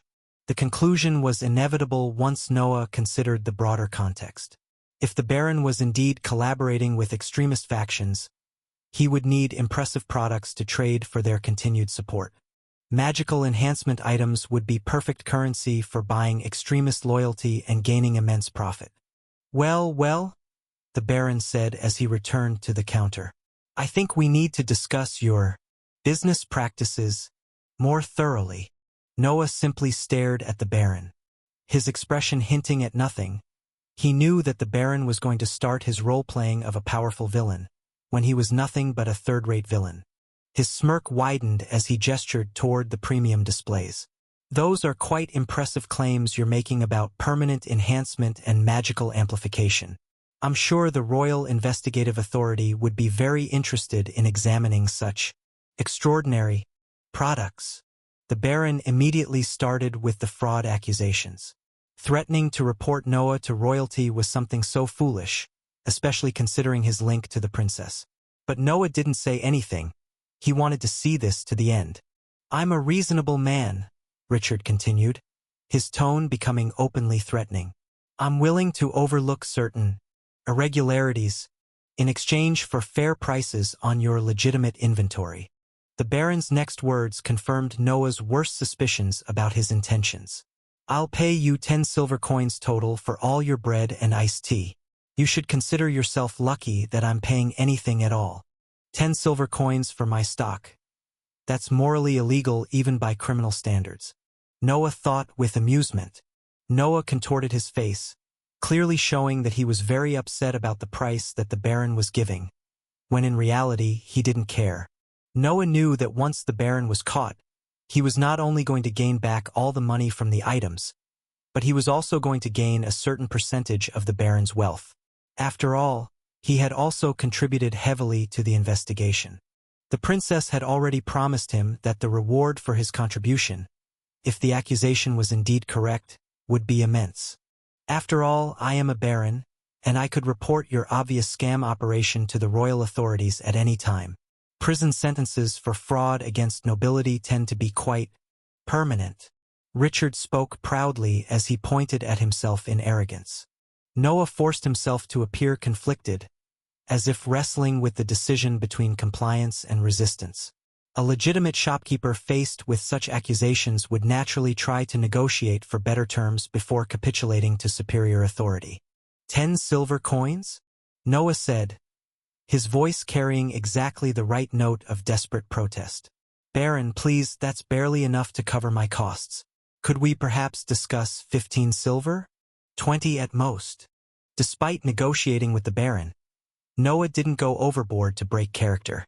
He had to act the role of a scared shopkeeper. The Baron's laugh was harsh and dismissive. 10 silver coins, final offer. Be grateful I'm not simply confiscating everything as evidence of fraudulent business practices. Noah let his shoulders slump with apparent defeat, sighing heavily as if accepting inevitable doom. Very well, Baron. 10 silver coins. But I'll need time to prepare your order properly. Excellent decision, Richard replied with obvious satisfaction. When will the stock be ready? I assume you don't keep such large quantities on hand. He's asking about restocking times. Definitely planning bulk purchases for external buyers. Within 2 hours, I should have good stock available, Noah answered, maintaining his defeated shopkeeper persona. The Baron turned toward his bodyguards with a confident smile. In his eyes, his plans had gone smooth like butter. After all, he had found a criminal undercover. Marcus, you stay here for the next 2 hours. Wait outside the shop and monitor the situation. The chosen bodyguard nodded with professional understanding, his hand automatically checking his weapon positions in preparation for an extended surveillance mission. Chapter 153, Noah's Plan and Richard's Demise. Once the 2 hours are completed, bring me the items. I'll be at the Gilded Swan Tavern conducting other business. Richard continued. But then the Baron's expression shifted to something far more threatening as he addressed both his guard and Noah simultaneously. If the stock is not ready as promised. His voice dropped to a menacing whisper. You know what to do. The Baron was now giving direct threats. He was no longer trying to hide it. The implicit message was crystal clear. Noah's failure to comply would result in consequences far more severe than the financial loss. The Baron was prepared to use violence to enforce his extortion demands. To Noah, the reason why he had left the guard was clear. The Baron feared that he would escape the area with his items. Hence, leaving a guard outside the store safeguarded that issue. It was also more efficient in terms of transporting the items. Richard departed with his second bodyguard, their footsteps echoing down the alley as they headed toward whatever other business required their attention.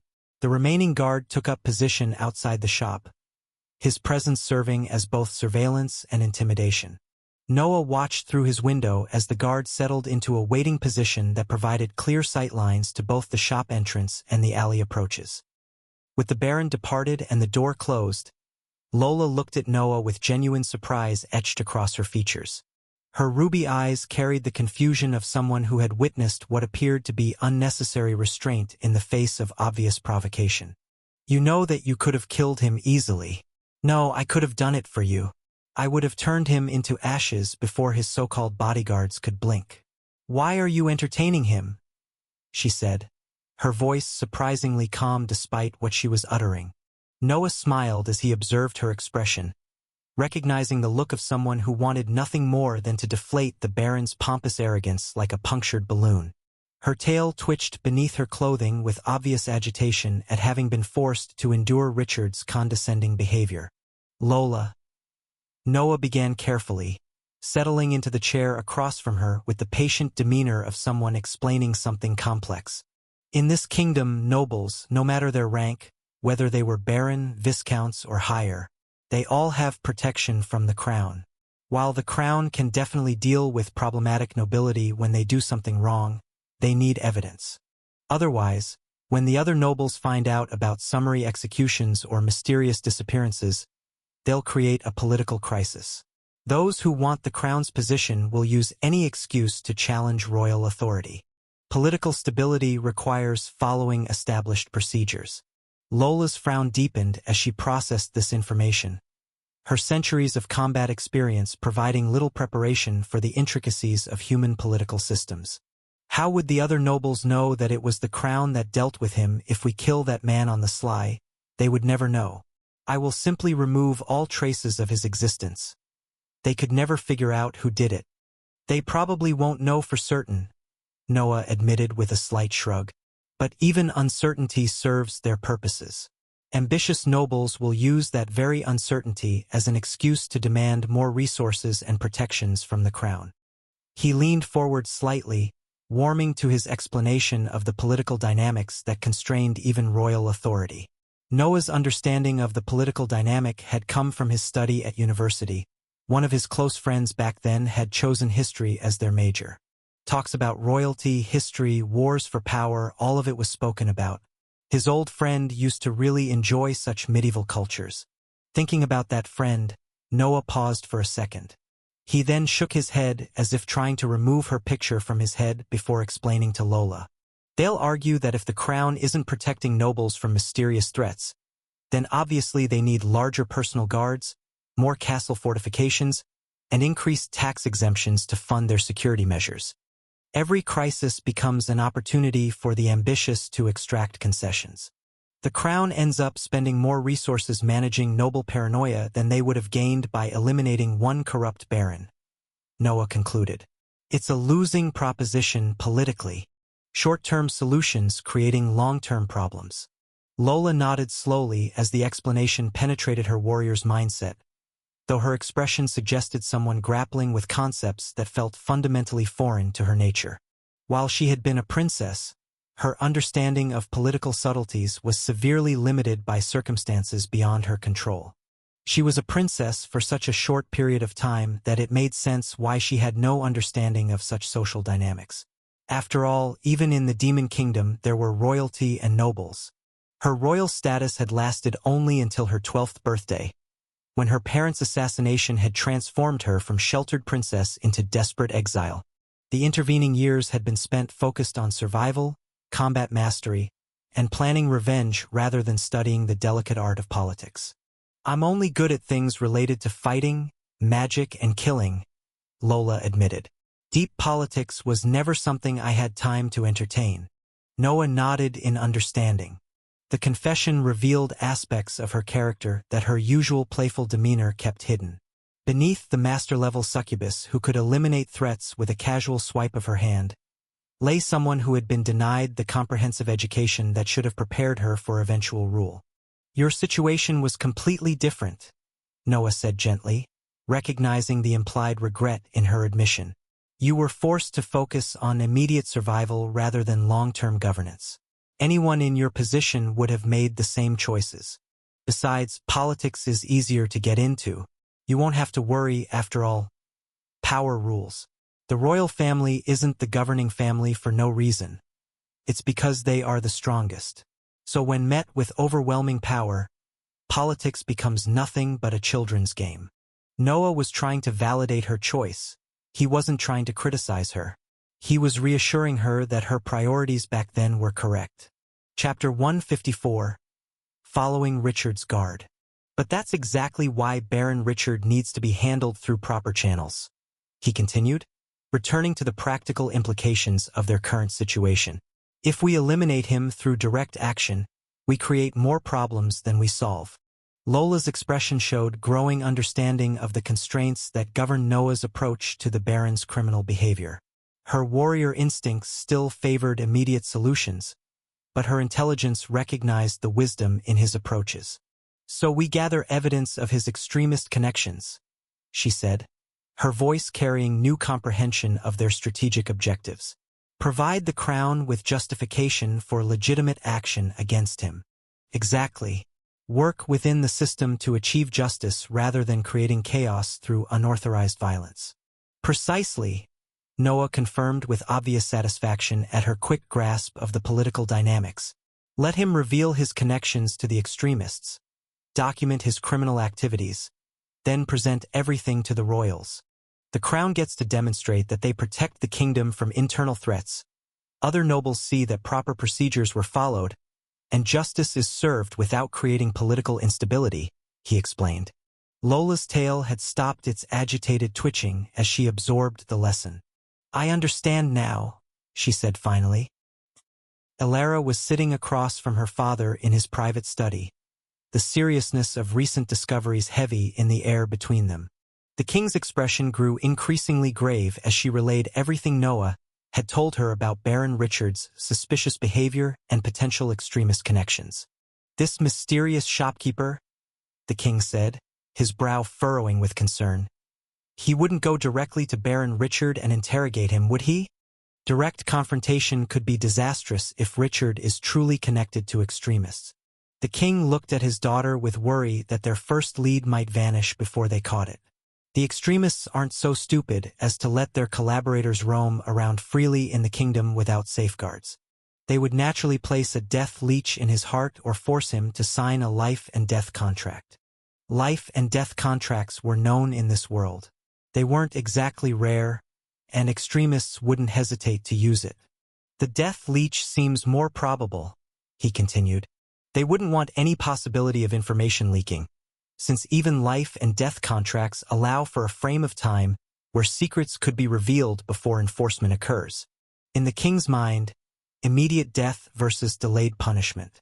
The extremists would choose the former for certainty. The death leech represented one of the most insidious magical parasites known to exist, a creature that bonded with its host's heart and could detect specific thoughts or intentions. The moment Baron Richard attempted to reveal extremist secrets or betray their operations, the leech would stop his heart instantly. No opportunity for last-minute confessions or deathbed revelations. The person would die instantaneously, making sure that their secret was buried alongside them. Alara nodded with understanding that carried both relief and disappointment. "I told him, Dad." Noah understood the risks involved in direct confrontation. "Good," the king replied, his expression showing approval of his daughter's handling of the situation. The crisis required careful maneuvering rather than bold action, and Alara had demonstrated appropriate caution. But then the king's demeanor changed as different considerations entered his mind. "Take me to meet this mysterious man personally. I need to assess him myself. As a wind mage, I've always wanted to examine such an orb. Perhaps I can offer him something valuable in return for access to it. You said that he had a few with him, so it shouldn't be a problem to get one if given the right prize." He continued, still somewhat shocked that the mysterious shopkeeper had access to things that even he didn't. The more he had heard from Alara, the more he wanted to meet the man. "More importantly," the king continued, his tone becoming more serious, "I want to know what kind of person he truly is. Anyone with access to such artifacts and information deserves direct royal evaluation." Alara nodded happily, clearly pleased by her father's decision to meet Noah personally rather than delegating the interaction to subordinates. "All right, let me get ready. But Dad, from my experience with Noah, he doesn't like the spotlight. Don't put him on the spot and offer him to work under you. He won't. It will also be slightly awkward, and he might get a negative impression." The king smiled before raising his eyebrow. "You are teaching me how to act now?" "No, Alara stammered, shaking her hands in the air. "Haha, I'm just joking. Don't worry, I won't take him from you." He laughed before patting his daughter's head. Alara blushed at his words before storming out to get ready. 2 hours later, the guard outside Noah's shop walked in like a robot following explicit orders. His expression remained neutral as he placed 10 silver coins on the counter without saying a word. 10 silver coins for 48 items. Highway robbery, but it's okay. I will make sure to get the Baron's whole wealth in return. I pay back grievances in multiples. Noah retrieved the items, 10 loaves of bread and 10 bottles of iced tea, and placed them carefully in a sturdy carrying bag. The transaction proceeded without conversation, both parties understanding their respective roles. The guard accepted the bag with a curt nod and departed immediately, his mission complete according to Baron Richard's specific instructions. As soon as the door closed behind the departing guard, Noah turned to Lola with an expression that carried both urgency and confidence in her capabilities. "Follow him silently," Noah said. "You can do it, right? Master-level succubus versus human guard. It wasn't even a contest in terms of stealth capability."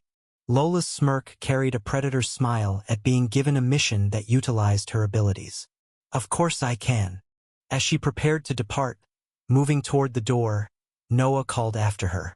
"Thank you." Noah was grateful that she was going beyond their employment requirements. This wasn't part of her official job after all. She paused at the threshold, turning back with an expression that mixed amusement with something warmer. Her chuckle carried genuine affection as she departed to begin her mission. Chapter 155. King Aldrich. Inside the shop, Noah waited exactly 1 minute before closing up and preparing for his own departure. The brief delay ensured Lola had sufficient time to establish surveillance on the guard without risk of compromising her mission through premature exposure. He secured the shop's entrance and turned the sign to closed. The building would remain safe while he attended to other business requirements. Time to find Valeria and coordinate the next phase of this investigation. On his way to locate the guild master, Noah spotted 2 familiar figures approaching from the direction of the royal quarter. Princess Alara walked alongside a man who appeared remarkably ordinary despite the subtle aura of power that clung to him like expensive cologne.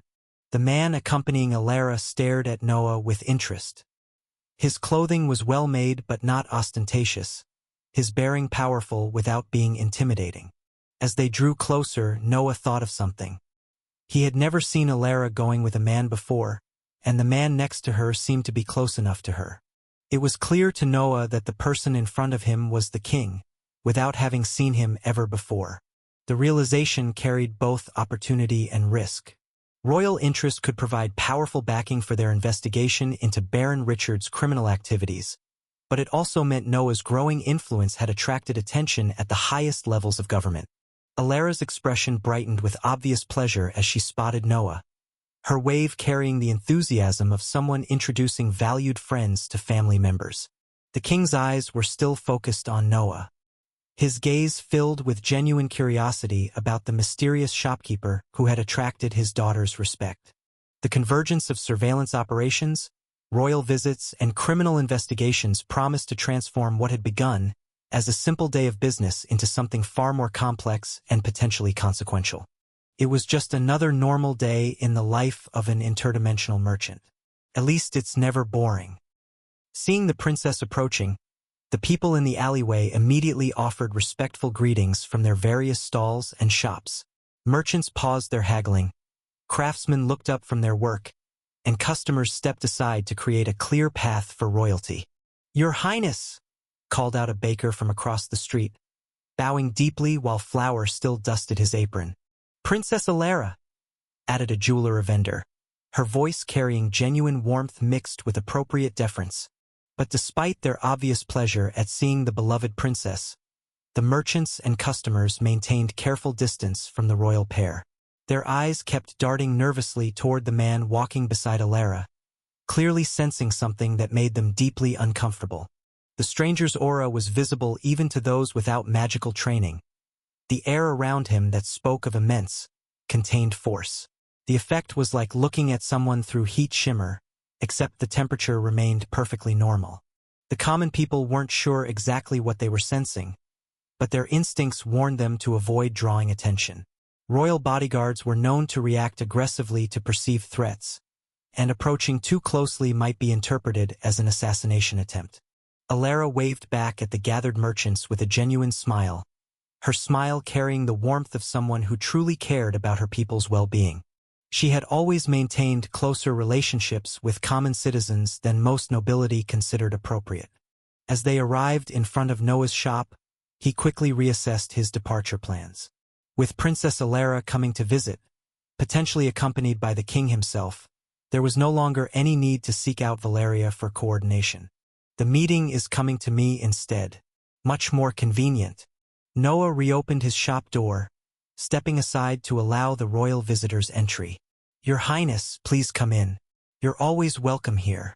He gestured for both Alara and her mysterious companion to enter. Once both visitors had crossed the threshold, Noah immediately turned the shop sign to closed and secured the door behind them.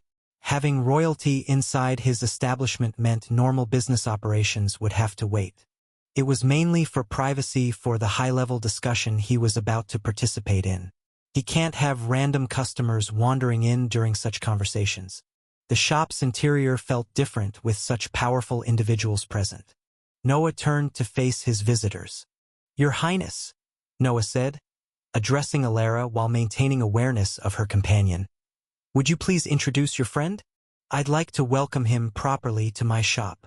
Alara's expression brightened with obvious pleasure at the opportunity to make formal introductions between two people she valued highly. Her smile carried the excitement of someone bringing together respected friends. "Of course," she replied with enthusiasm that seemed to fill the small shop with warmth. As she spoke the next words, her companion's face began changing dramatically. The subtle magical concealment that had hidden his true features dissolved completely, revealing the authoritative countenance that appeared on official portraits throughout the kingdom. "Noah," Alara said with obvious pride. "Meet my father, King Aldrich of Durenhold. I was right, the actual king standing in my shop." King Aldrich's transformation from unremarkable stranger to unmistakable sovereign was complete.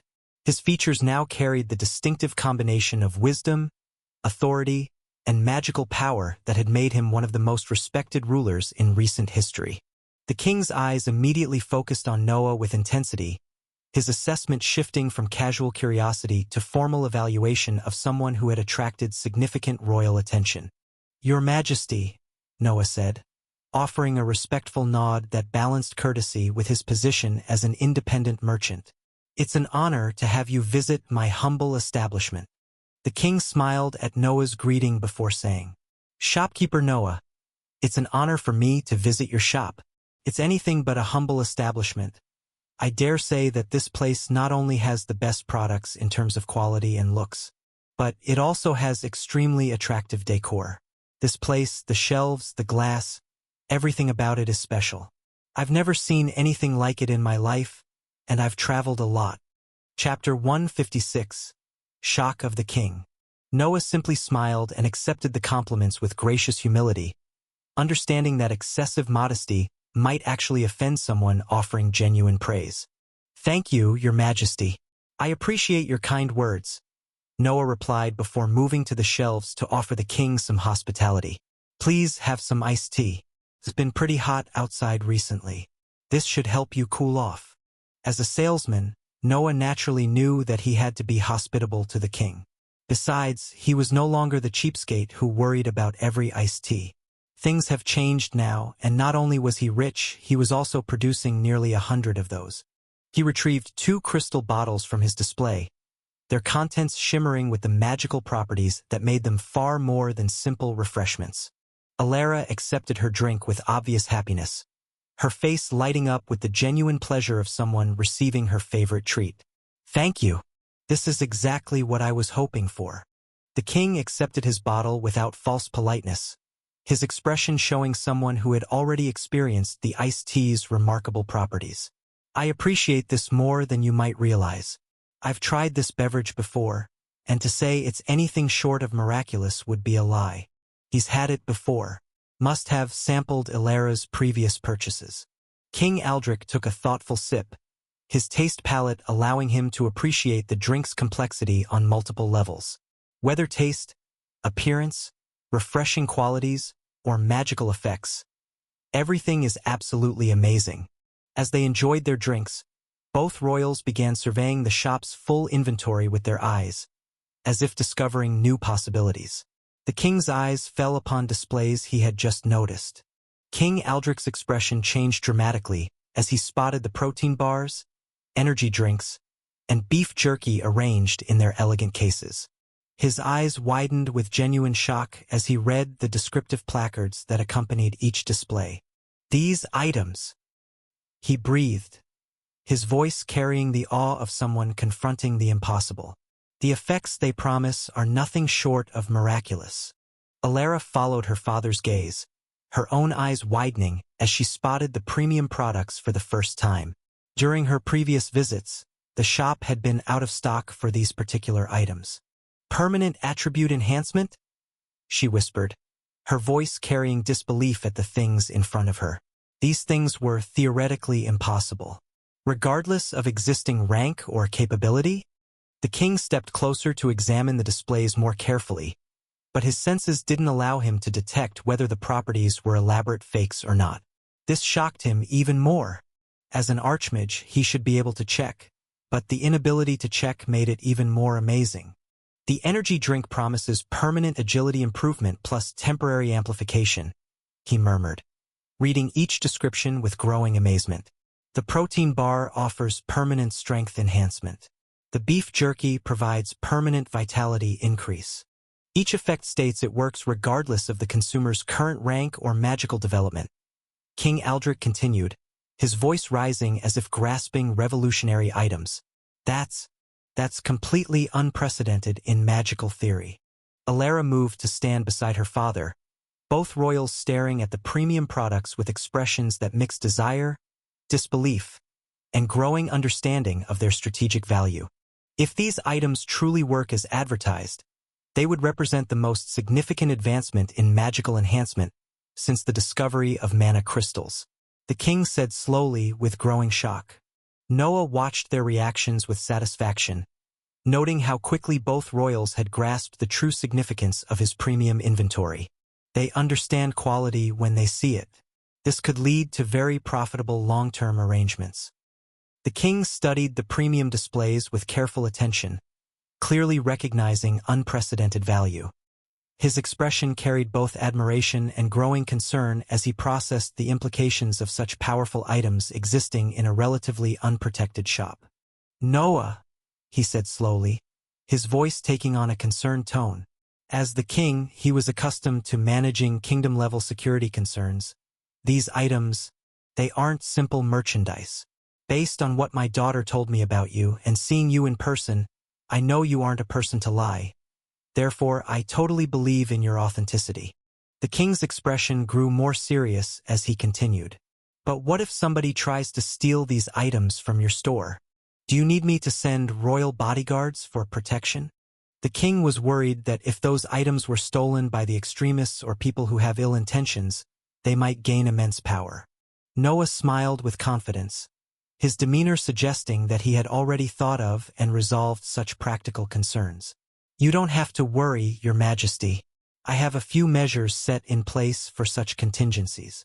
The king raised an eyebrow at Noah's casual dismissal of what should have been overwhelming security challenges, but he nodded with acceptance. If Noah claimed to have adequate protection, then he probably possessed capabilities that weren't immediately visible. King Aldrich turned his full attention back to the displays, his composure barely containing obvious desire for items that could enhance his already considerable magical abilities. How much are these? He asked. It depends, Your Majesty, Noah replied diplomatically. Those at adept rank or above need to pay in equivalent. If you can provide an item of equal value, we can arrange an exchange rather than a monetary payment. For example, Noah continued, reaching into his storage ring, somebody once gave me this in exchange for a protein bar. The wind orb emerged from dimensional storage, its concentrated essence immediately visible to the king. King Aldrich's eyes widened dramatically as he recognized the legendary artifact that had drawn him to Noah's shop in the first place. The Tier 5 wind orb represented exactly the kind of treasure he had hoped to get, yet now it served merely as an example of standard pricing. He had come for the orb, but after seeing the other things, he was simply shocked beyond belief. Alara watched her father's face change with a smile on her face. That's called the Noah effect. Chapter 157. Generous. For the first time in decades, King Aldrich felt the unfamiliar sensation of wanting multiple expensive items simultaneously. As ruler of a kingdom, he had grown accustomed to acquiring whatever he desired without considering cost or availability. But standing in Noah's shop, surrounded by items that could enhance every aspect of his magical and physical capabilities, the king found himself calculating costs like a common merchant worried about overextending his resources. Everything in the shop was powerful. It made him want to buy everything. He was like a child who entered a candy shop and wanted everything he could get. So this costs around 1,000 golden coins for adepts or above? The king asked, gesturing toward the protein bar display while his mind processed the staggering expense of acquiring multiple items. 1,000 coins per item. Even royal treasuries feel that. Usually, yes, that would be the case, Noah replied with diplomatic smoothness. However, since we are both humans, And the princess has helped me significantly during my early development, and I consider us friends. Noah's soft smile encompassed both royals as he continued. The price will be 600 golden coins. Alara's eyes brightened with obvious pleasure at being acknowledged as a valued friend, rather than simply a customer. The recognition carried personal meaning that made her feel happy. As for those below adept rank, Noah continued, establishing the complete pricing structure. Apprentice practitioners pay 300 golden coins for first purchases. Novice rank pays 100 golden coins initially. All second purchases are standardized at 50 golden coins regardless of rank. The king nodded absently, his mind already calculating which combinations of items would provide maximum enhancement while remaining within reasonable fiscal boundaries. The revolutionary pricing structure meant that even novice practitioners could eventually afford permanent enhancement, while master-level individuals paid prices commensurate with the strategic value such improvements represented. Democratic access to advancement. Revolutionary concept in magical societies.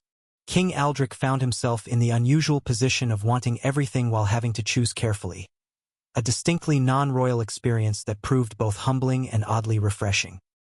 The king reached into his own storage space with ease, withdrawing an orb that immediately caught Noah's attention. The sphere pulsed with contained fire essence, its crimson core seeming to burn without generating heat. A Tier 5 fire orb, Noah thought. Okay, before we start with those premium items, King Aldrich said, holding the fire orb with obvious care, I would first like to exchange one of my treasures. A Tier 5 orb for your wind orb. What do you say? Noah accepted happily in his mind before nodding with a casual gesture. No problem, we can do that, he replied smoothly, retrieving a wind orb from his storage ring and extending it toward the king. It was a perfect exchange. Both parties get exactly what they need, and both orbs were worth the same price. The trade proceeded smoothly, each orb changing hands with the careful respect such powerful artifacts deserved. King Aldrich's smile reflected genuine satisfaction as he stored his new wind orb in his dimensional space. The king's strategic thinking became clear as he explained his reasoning. I'm a wind mage. The fire orb didn't really help my personal development. I had kept it as a treasure for occasions like this, or perhaps for my daughter when she was younger. But she didn't unlock a fire talent, he continued, glancing toward Alara with paternal pride. She developed elemental affinity instead. While she could use a fire orb, she can also benefit from a wind orb. Hence, I opted for the wind orb that both she and I can use effectively. Alara nodded with understanding, clearly appreciating her father's thoughtful consideration of their combined advancement needs. With the orb exchange completed, King Aldrich turned his attention to the premium enhancement items with a calculating expression. I've decided, he announced. I'll take a beef jerky and an energy drink for myself. Vitality and agility enhancement. They are great for a ruler like himself. The agility would perhaps fix one of his weaknesses or strengthen one of his strengths, and the vitality was to ensure he stayed healthy. Then he turned toward his daughter with the indulgent expression of a father prepared to spoil his child. Which one do you want? You can pick one. Alara's face lit up with happiness at being included in the premium purchase opportunity. I want the strength one, she said immediately, her tactical thinking evident in her quick decision. The protein bar. Strategic choice. My physical strength has always been somewhat low, she explained, and with permanent enhancement, I can strengthen my close combat power as a mage. Better balance between magical and physical abilities. The king nodded with obvious approval of his daughter's thinking. Excellent choice. Physical enhancement complements magical abilities perfectly. King Aldrich then retrieved a storage ring from his dimensional space, its surface glowing with contained wealth. 1,800 golden coins, he announced, presenting the ring to Noah. Royal payment in premium storage. That ring alone is worth 50 golden coins. Noah accepted the payment ring while noting its obvious quality and value. Storage rings weren't cheap accessories. This particular one probably cost around 50 golden coins, making it a generous gesture beyond the required payment. The king was being deliberately generous, or perhaps that was his personality. Seeing such royal generosity, Noah's business instincts kicked in with corresponding magnanimity. As the shopkeeper, he naturally couldn't allow himself to be outdone in gift-giving by his customers.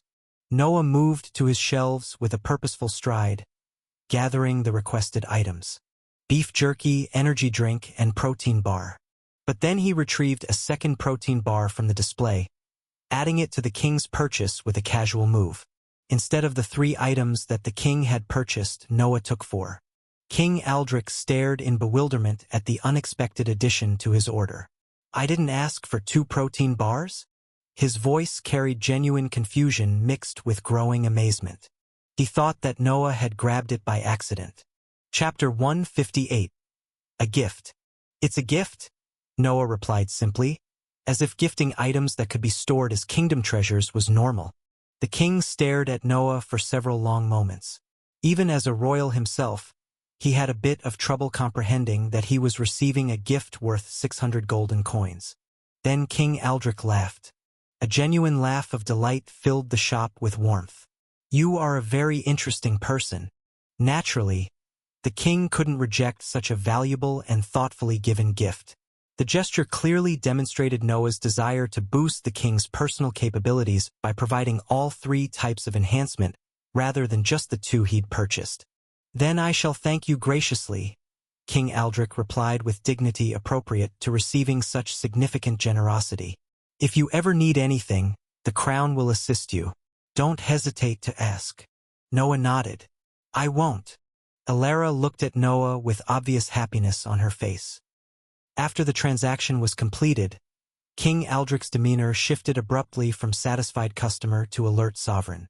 His magical senses had detected something that immediately grabbed his attention, causing him to turn his gaze toward the shop door with a sharp glare. "There is a master-level demon outside. Is that your friend?" The king stated calmly, his voice carrying no alarm but unmistakable awareness. The king's question suggested Alara had already briefed him about Noah's unusual associations, which explained his measured tone rather than an immediate defensive response. Still, his posture indicated someone prepared for potential threats while hoping for a peaceful resolution. Good preparation from Alara. This could have gone badly, Noah thought, giving her a mental thumbs up. Noah immediately nodded with confirming certainty. "Yes, it's my friend. Her name is Lola, and I've sent her on something important that I would also like you to know about." Noah moved toward the shop door. He had locked it to avoid any disturbance. Lola's timing is perfect. She must have gotten enough information. Opening the door, Noah gestured for his returning employee to enter. Lola stepped through the threshold, her eyes immediately landing on the new figure. Her ruby eyes locked onto King Aldrich with instant recognition of his power level. The aura that had made common merchants nervous was more visible to her perception. This was no mere human noble, but an archmage. Lola's expression changed to wary as she assessed the potential threat level represented by an unknown archmage in Noah's shop. Her posture indicated someone prepared for immediate combat if the situation demanded it. Sensing the tension building between 2 supremely powerful individuals, Noah quickly provided introductory context to defuse any misunderstanding. "Lola, this is King Aldrich of the Human Kingdom, Alara's father. Your Majesty, this is Lola, my trusted friend and colleague in this shop." Lola glanced at Noah. He had not only introduced her as a trusted friend but as a colleague instead of an employee. King Aldrich nodded in greeting with royal courtesy that acknowledged Lola's obvious power while maintaining appropriate dignity. His gesture carried respect rather than suspicion, suggesting Alara's briefing had prepared him well for this encounter. Lola returned the gesture with corresponding politeness, her initial wariness fading as she recognized the lack of hostile intent from the Archmage King. With introductions complete and crisis averted, Noah immediately shifted focus to the critical intelligence Lola had gathered during her surveillance mission. "What did you discover about the guard?" he asked, his voice carrying urgency that indicated significant stakes involved in her reconnaissance. Lola's expression grew serious as she prepared to deliver information that would likely have a significant effect on those present. "Our guess was right, the guard is definitely working with the extremists. she stated certain, as someone who had witnessed events firsthand. The guard working with the extremists confirmed that Richard was definitely working with them too, and that was direct evidence. Richard's death for treason was basically set in stone. Her ruby eyes flicked between Noah and the royal family as she continued with details that made the implications clear. I followed him to a meeting point outside the city walls. Several demons were waiting. They are most definitely extremists. They were hiding and trying to keep their presence unnoticed, Lola explained. I also heard the demons tell the guard to bring Richard, she added, her hearing having captured conversations from a considerable distance. They were discussing something that sounded like coordination for a larger operation. The intelligence painted a clear picture of an organized conspiracy involving both human nobles and demon extremists, exactly the kind of internal threat that could destabilize the entire kingdom. Noah nodded with grim satisfaction at having his suspicions confirmed through direct observation rather than speculation. Your Majesty, he said, turning to address King Aldrich with appropriate formality. This confirms what Princess Alara and I discussed regarding Baron Richard's suspicious activities. Noah began to brief the king on the full scope of what had happened before his appearance. Noah's explanation was comprehensive and carefully structured to provide maximum clarity for the king to make a decision. Baron Richard has been extorting citizens and collaborating with demon extremists, he began. The evidence suggests he's been trading human kingdom resources, possibly including military intelligence, in exchange for extremist support for his illegal activities. The extremists aren't representative of the demon kingdom's government, Noah continued, drawing crucial distinctions that could prevent a broader diplomatic crisis. They're rogue elements that both kingdoms should consider mutual enemies. Lola's surveillance of one of the close guards that was working under Baron Richard's commands has provided direct evidence of coordination between Baron Richard's agents and extremist operatives, he concluded.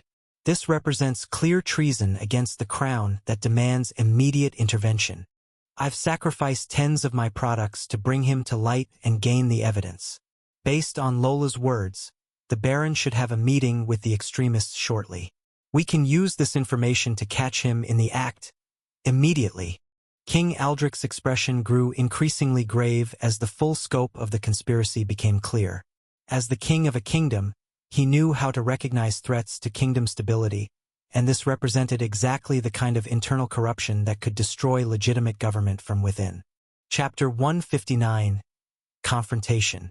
After hearing the report from Noah, King Aldrich's expression hardened with the decisive authority of someone confronting a clear threat to his kingdom's security. The evidence of treason demanded immediate action rather than delays. He turned toward Lola with the respectful tone of someone addressing a capable ally rather than a subordinate. Would you mind leading us to where they will conduct their meeting? The king's tone was appropriate in weight. His willingness to personally investigate rather than delegating to subordinates demonstrated the seriousness with which he viewed the threat. Lola glanced toward Noah, seeking confirmation before committing to assist in what could become a dangerous confrontation. Her loyalty lay with her employer rather than the crown, making Noah's approval essential for her participation. The king spotted the exchange and his eyes flickered softly. The fact that a master-level demon was this loyal to Noah was baffling, but after seeing the items in his hands, it made sense. The man in front of him wasn't simple at all. Noah signaled his approval with a slight nod, understanding that this represented exactly the kind of evidence-gathering opportunity they'd been hoping to achieve. Let's all go together, Noah announced with obvious satisfaction, his smile reflecting confidence in their ability to handle whatever they might encounter. With a master-level demon, a depth-level princess, and an archmage, Noah doubted that the so-called extremists would be able to do anything. The prospect of personally witnessing extremist-noble collaboration while backed by royal authority represented the ideal scenario for exposing Baron Richard's criminal network and taking his assets. Noah moved toward the counter where Leo had been quietly observing the adult conversations. The young lion's senses had undoubtedly detected the tension in the room, but his trust in Noah kept him calm despite the obvious preparation for potentially dangerous activity. Come on, Leo, Noah said gently, scooping up the golden-maned cub with affection. Time for a field trip. Leo purred with contentment at being included in the group's activities, his enthusiasm undiminished by any understanding of the serious nature of their mission. King Aldrich observed the interaction with obvious interest. He knew that specific species of golden mane lions, and that specific species were powerful and very loyal. Princess Alara's expression reflected growing anticipation mixed with appropriate concern about personally investigating treasonous activities. Lola took point position as they prepared to depart. The meeting location is approximately 5 minutes from here. We'll need to maintain concealment once we approach the area. They have 2 adept-level mages on watch duty, she informed the group. As they left the kingdom through the gate whilst concealed by a spell that King Aldrich had conjured, their party had moved through the kingdom quietly and efficiently. The royal concealment magic wrapped around them like invisible silk, rendering them completely undetectable to even the powerful mages inside the kingdom, except for a few mages whom they passed by. Once they realized it was the king, simply ignored it and didn't ask. Lola gestured ahead with her slender fingers. It's about 2 minutes away. Over there, she said, pointing toward a seemingly ordinary section of countryside that appeared unremarkable to casual observation. 2 minutes of careful movement brought them to their destination. The location was actually hidden yet visible, a perfect example of concealment through misdirection rather than just magical invisibility. These demons were incredibly courageous, picking a place in plain sight. Noah observed with grudging admiration for their boldness. Lola pointed toward what appeared to be an abandoned water well, its stone construction weathered by time. Over there, she said simply. The king nodded and extended his senses to scan the area thoroughly. His magical perception confirmed Lola's assessment. The demons had established a complete operational base beneath the well structure. The location was brilliant in its simplicity. Hidden in plain sight where nobody would think to conduct revealing spells, the well provided perfect cover for clandestine operations. King Aldrich's magical senses also detected sophisticated protective measures layered throughout the underground facility. The defensive enchantments were subtle but powerful, designed to deflect casual magical investigation while maintaining the appearance of an ordinary well. Only master-level mages or above could detect these protections, which means at least one of the demons inside that place has master-level capabilities. He murmured with a frown on his face from the magical expertise involved. The implications were clear. This wasn't a simple meeting between Baron Richard's guard and low-level extremist operatives. The presence of master-level demons suggested a significant conspiracy with resources and expertise that posed genuine threats to the kingdom's security. We're dealing with powerful enemies. They might have a master-level threat or perhaps higher. Be careful. But still, they shouldn't have more than one. Otherwise, the measures against finding them would have been stronger and harder to find. King Aldrich concluded. The hidden base represented exactly the kind of sophisticated enemy installation that could coordinate complex operations against both human and legitimate demon territories. The king's magical perception continued scanning the well structure, revealing additional layers of security that confirmed the sophistication of the extremist operation. There are 2 adept-rank extremists positioned as lookouts, just like your friend had said, King Aldrich whispered, his voice barely audible. They're actually hidden within the well itself, but unlike the others who are deep underground, these 2 are stationed near the actual water level.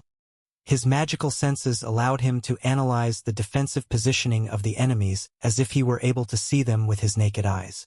The placement of guards at different depths created overlapping security zones that would detect threats approaching from multiple angles. Noah raised an eyebrow. Smart positioning. The water naturally muffles sound while offering a clear line of sight to the surface. Anyone approaching the well would be detected instantly through their magical senses. It's a built-in early warning system. If anything feels off, they can alert those deeper inside before an ambush even begins. Normal awakeners wouldn't stand a chance sneaking in. It would take at least a master-level mage to pull that off. Luckily, we don't only have 1 but 2. Chapter 160. Set in stone. The king's expression hardened with decisiveness as he processed the situation. Let's go and deal with them, he declared, his voice carrying the confidence of someone accustomed to resolving the threat before him. They moved forward while still concealed within the spell that King Aldrich had conjured earlier, their party approaching the well unseen. Once they were positioned directly above the opening, the king raised his hand and cast another magical spell.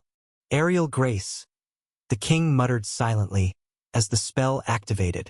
Noah felt the familiar sensation of wind magic as they all began floating in the air, hovering above the floor as if they were truly capable of flight. Noah looked with amazement at the effortless display of such an advanced wind manipulation technique. He could sense the precise control required to levitate multiple people simultaneously while maintaining their concealment spell. His smile reflected both admiration and anticipation. Someday he would achieve similar mastery of wind magic. He wanted to ask at what rank such techniques became possible, but he restrained himself from speaking. They were in enemy territory where even whispered conversations could compromise their mission. They descended slowly into the well, the king's wind magic allowing perfect control of their movement speed. The stone walls passed by silently as they approached the water level where the extremist guards were stationed. As they drew closer, Noah began hearing voices echoing from below. The two guards were engaged in casual conversation, their relaxed tones suggesting they felt completely secure in their hidden position. "That bread is really good," one guard was saying with obvious satisfaction. "Richard really brought some good stuff. He's one of the few somewhat likable humans." The demons were naturally speaking in their demon tongue, but Noah was able to understand it through the system's translation. Noah's eyes widened with shock as he realized the extremists were discussing his magical bread. The items Baron Richard had extorted from his shop were being distributed among demon extremists as part of their operational supplies. The king turned towards Lola and asked softly, "Do you understand what they are saying?" Before Lola could respond, Noah was the one to answer his question. "They are saying that the bread the Baron had gotten them is really good, and that he is one of the few humans that are somewhat likable." The king raised an eyebrow but nodded with understanding. The fact that Noah could speak the demon tongue was another mystery surrounding the young merchant, but it made logical sense given his circumstances. After all, having a master-level demon mage as a companion while being unable to communicate in her native language would be impractical. How else could they coordinate their business operations and develop their obvious partnership? Arriving at the water level, Noah and the others could finally see the extremist guards positioned within the well's depths. Unlike the low-level extremists who usually attacked the kingdom's walls with barely any intelligence or coordination, the ones in front of him were actually developed mentally and physically. These were powerful demons rather than mindless raiders.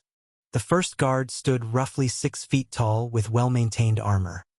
His horns were filed to sharp points, and his red eyes were alert despite the calm hour. He was clearly someone trained in surveillance techniques. The scars running across his arms suggested that he had extensive combat experience. The second guard appeared equally competent, his equipment clean and functional rather than crude or improvised. Both demons carried themselves with confidence. Noah recognized that their equipment was a blend of human and demonic craftsmanship. As he had visited both kingdoms, he had seen how each kingdom had their own touches to equipment. And the equipment that Noah spotted on both demons meant that Richard wasn't only cooperating with them on the low, no. He was also arming them with items from inside Esta, which was even more cruel. Using human equipment to kill humans, Richard was truly a cruel man. "They are at the adept rank for a reason," Noah whispered, noting the obvious intelligence in their positioning. The guards continued their casual conversation, completely unaware of the concealed observers floating above them. Their relaxed but vigilant bodies confirmed they felt secure in their hidden position. "Richard's connections have been useful," the first guard was saying as he bit into another piece of Noah's magical bread. "The healing properties are genuine, not like the fake potions most humans try to trade. Those barely give us any benefits." "Agreed, though I still don't trust humans in general. Richard gets respect because he delivers what he promises," replied his companion. King Aldrich's expression hardened as he listened to Noah's translation of the casual discussion of treason and collaboration. These demons were treating Baron Richard as a reliable business partner rather than a reluctant victim of extremist pressure. With that coming out, the king had already issued a verdict internally. Richard's execution for treason was set in stone, and no amount of begging could get him out of that. Without warning, the king raised his hand and cast another spell. The water around the two guards suddenly formed into a massive bubble of air that completely enclosed their position. The magical barrier materialized instantly, trapping both extremists within a sphere of breathable atmosphere while cutting them off from the outside world before they could realize they were ambushed. The water pressed against the bubble's surface like a transparent wall, creating a perfect prison. Both guards immediately realized something was catastrophically wrong. Their relaxed conversation died as they found themselves trapped within an impossible magical bubble of wind and water that had appeared without warning. "What in the first guard began, his hand immediately moving toward a communication crystal attached to his belt. "Alert spell!" shouted the second guard, also reaching for his emergency signaling crystal. Both demons activated their crystals simultaneously, expecting to send warning signals to their commander deeper in the underground facility. The crystals flared with energy as they attempted to transmit emergency alerts. But to their horror, nothing happened.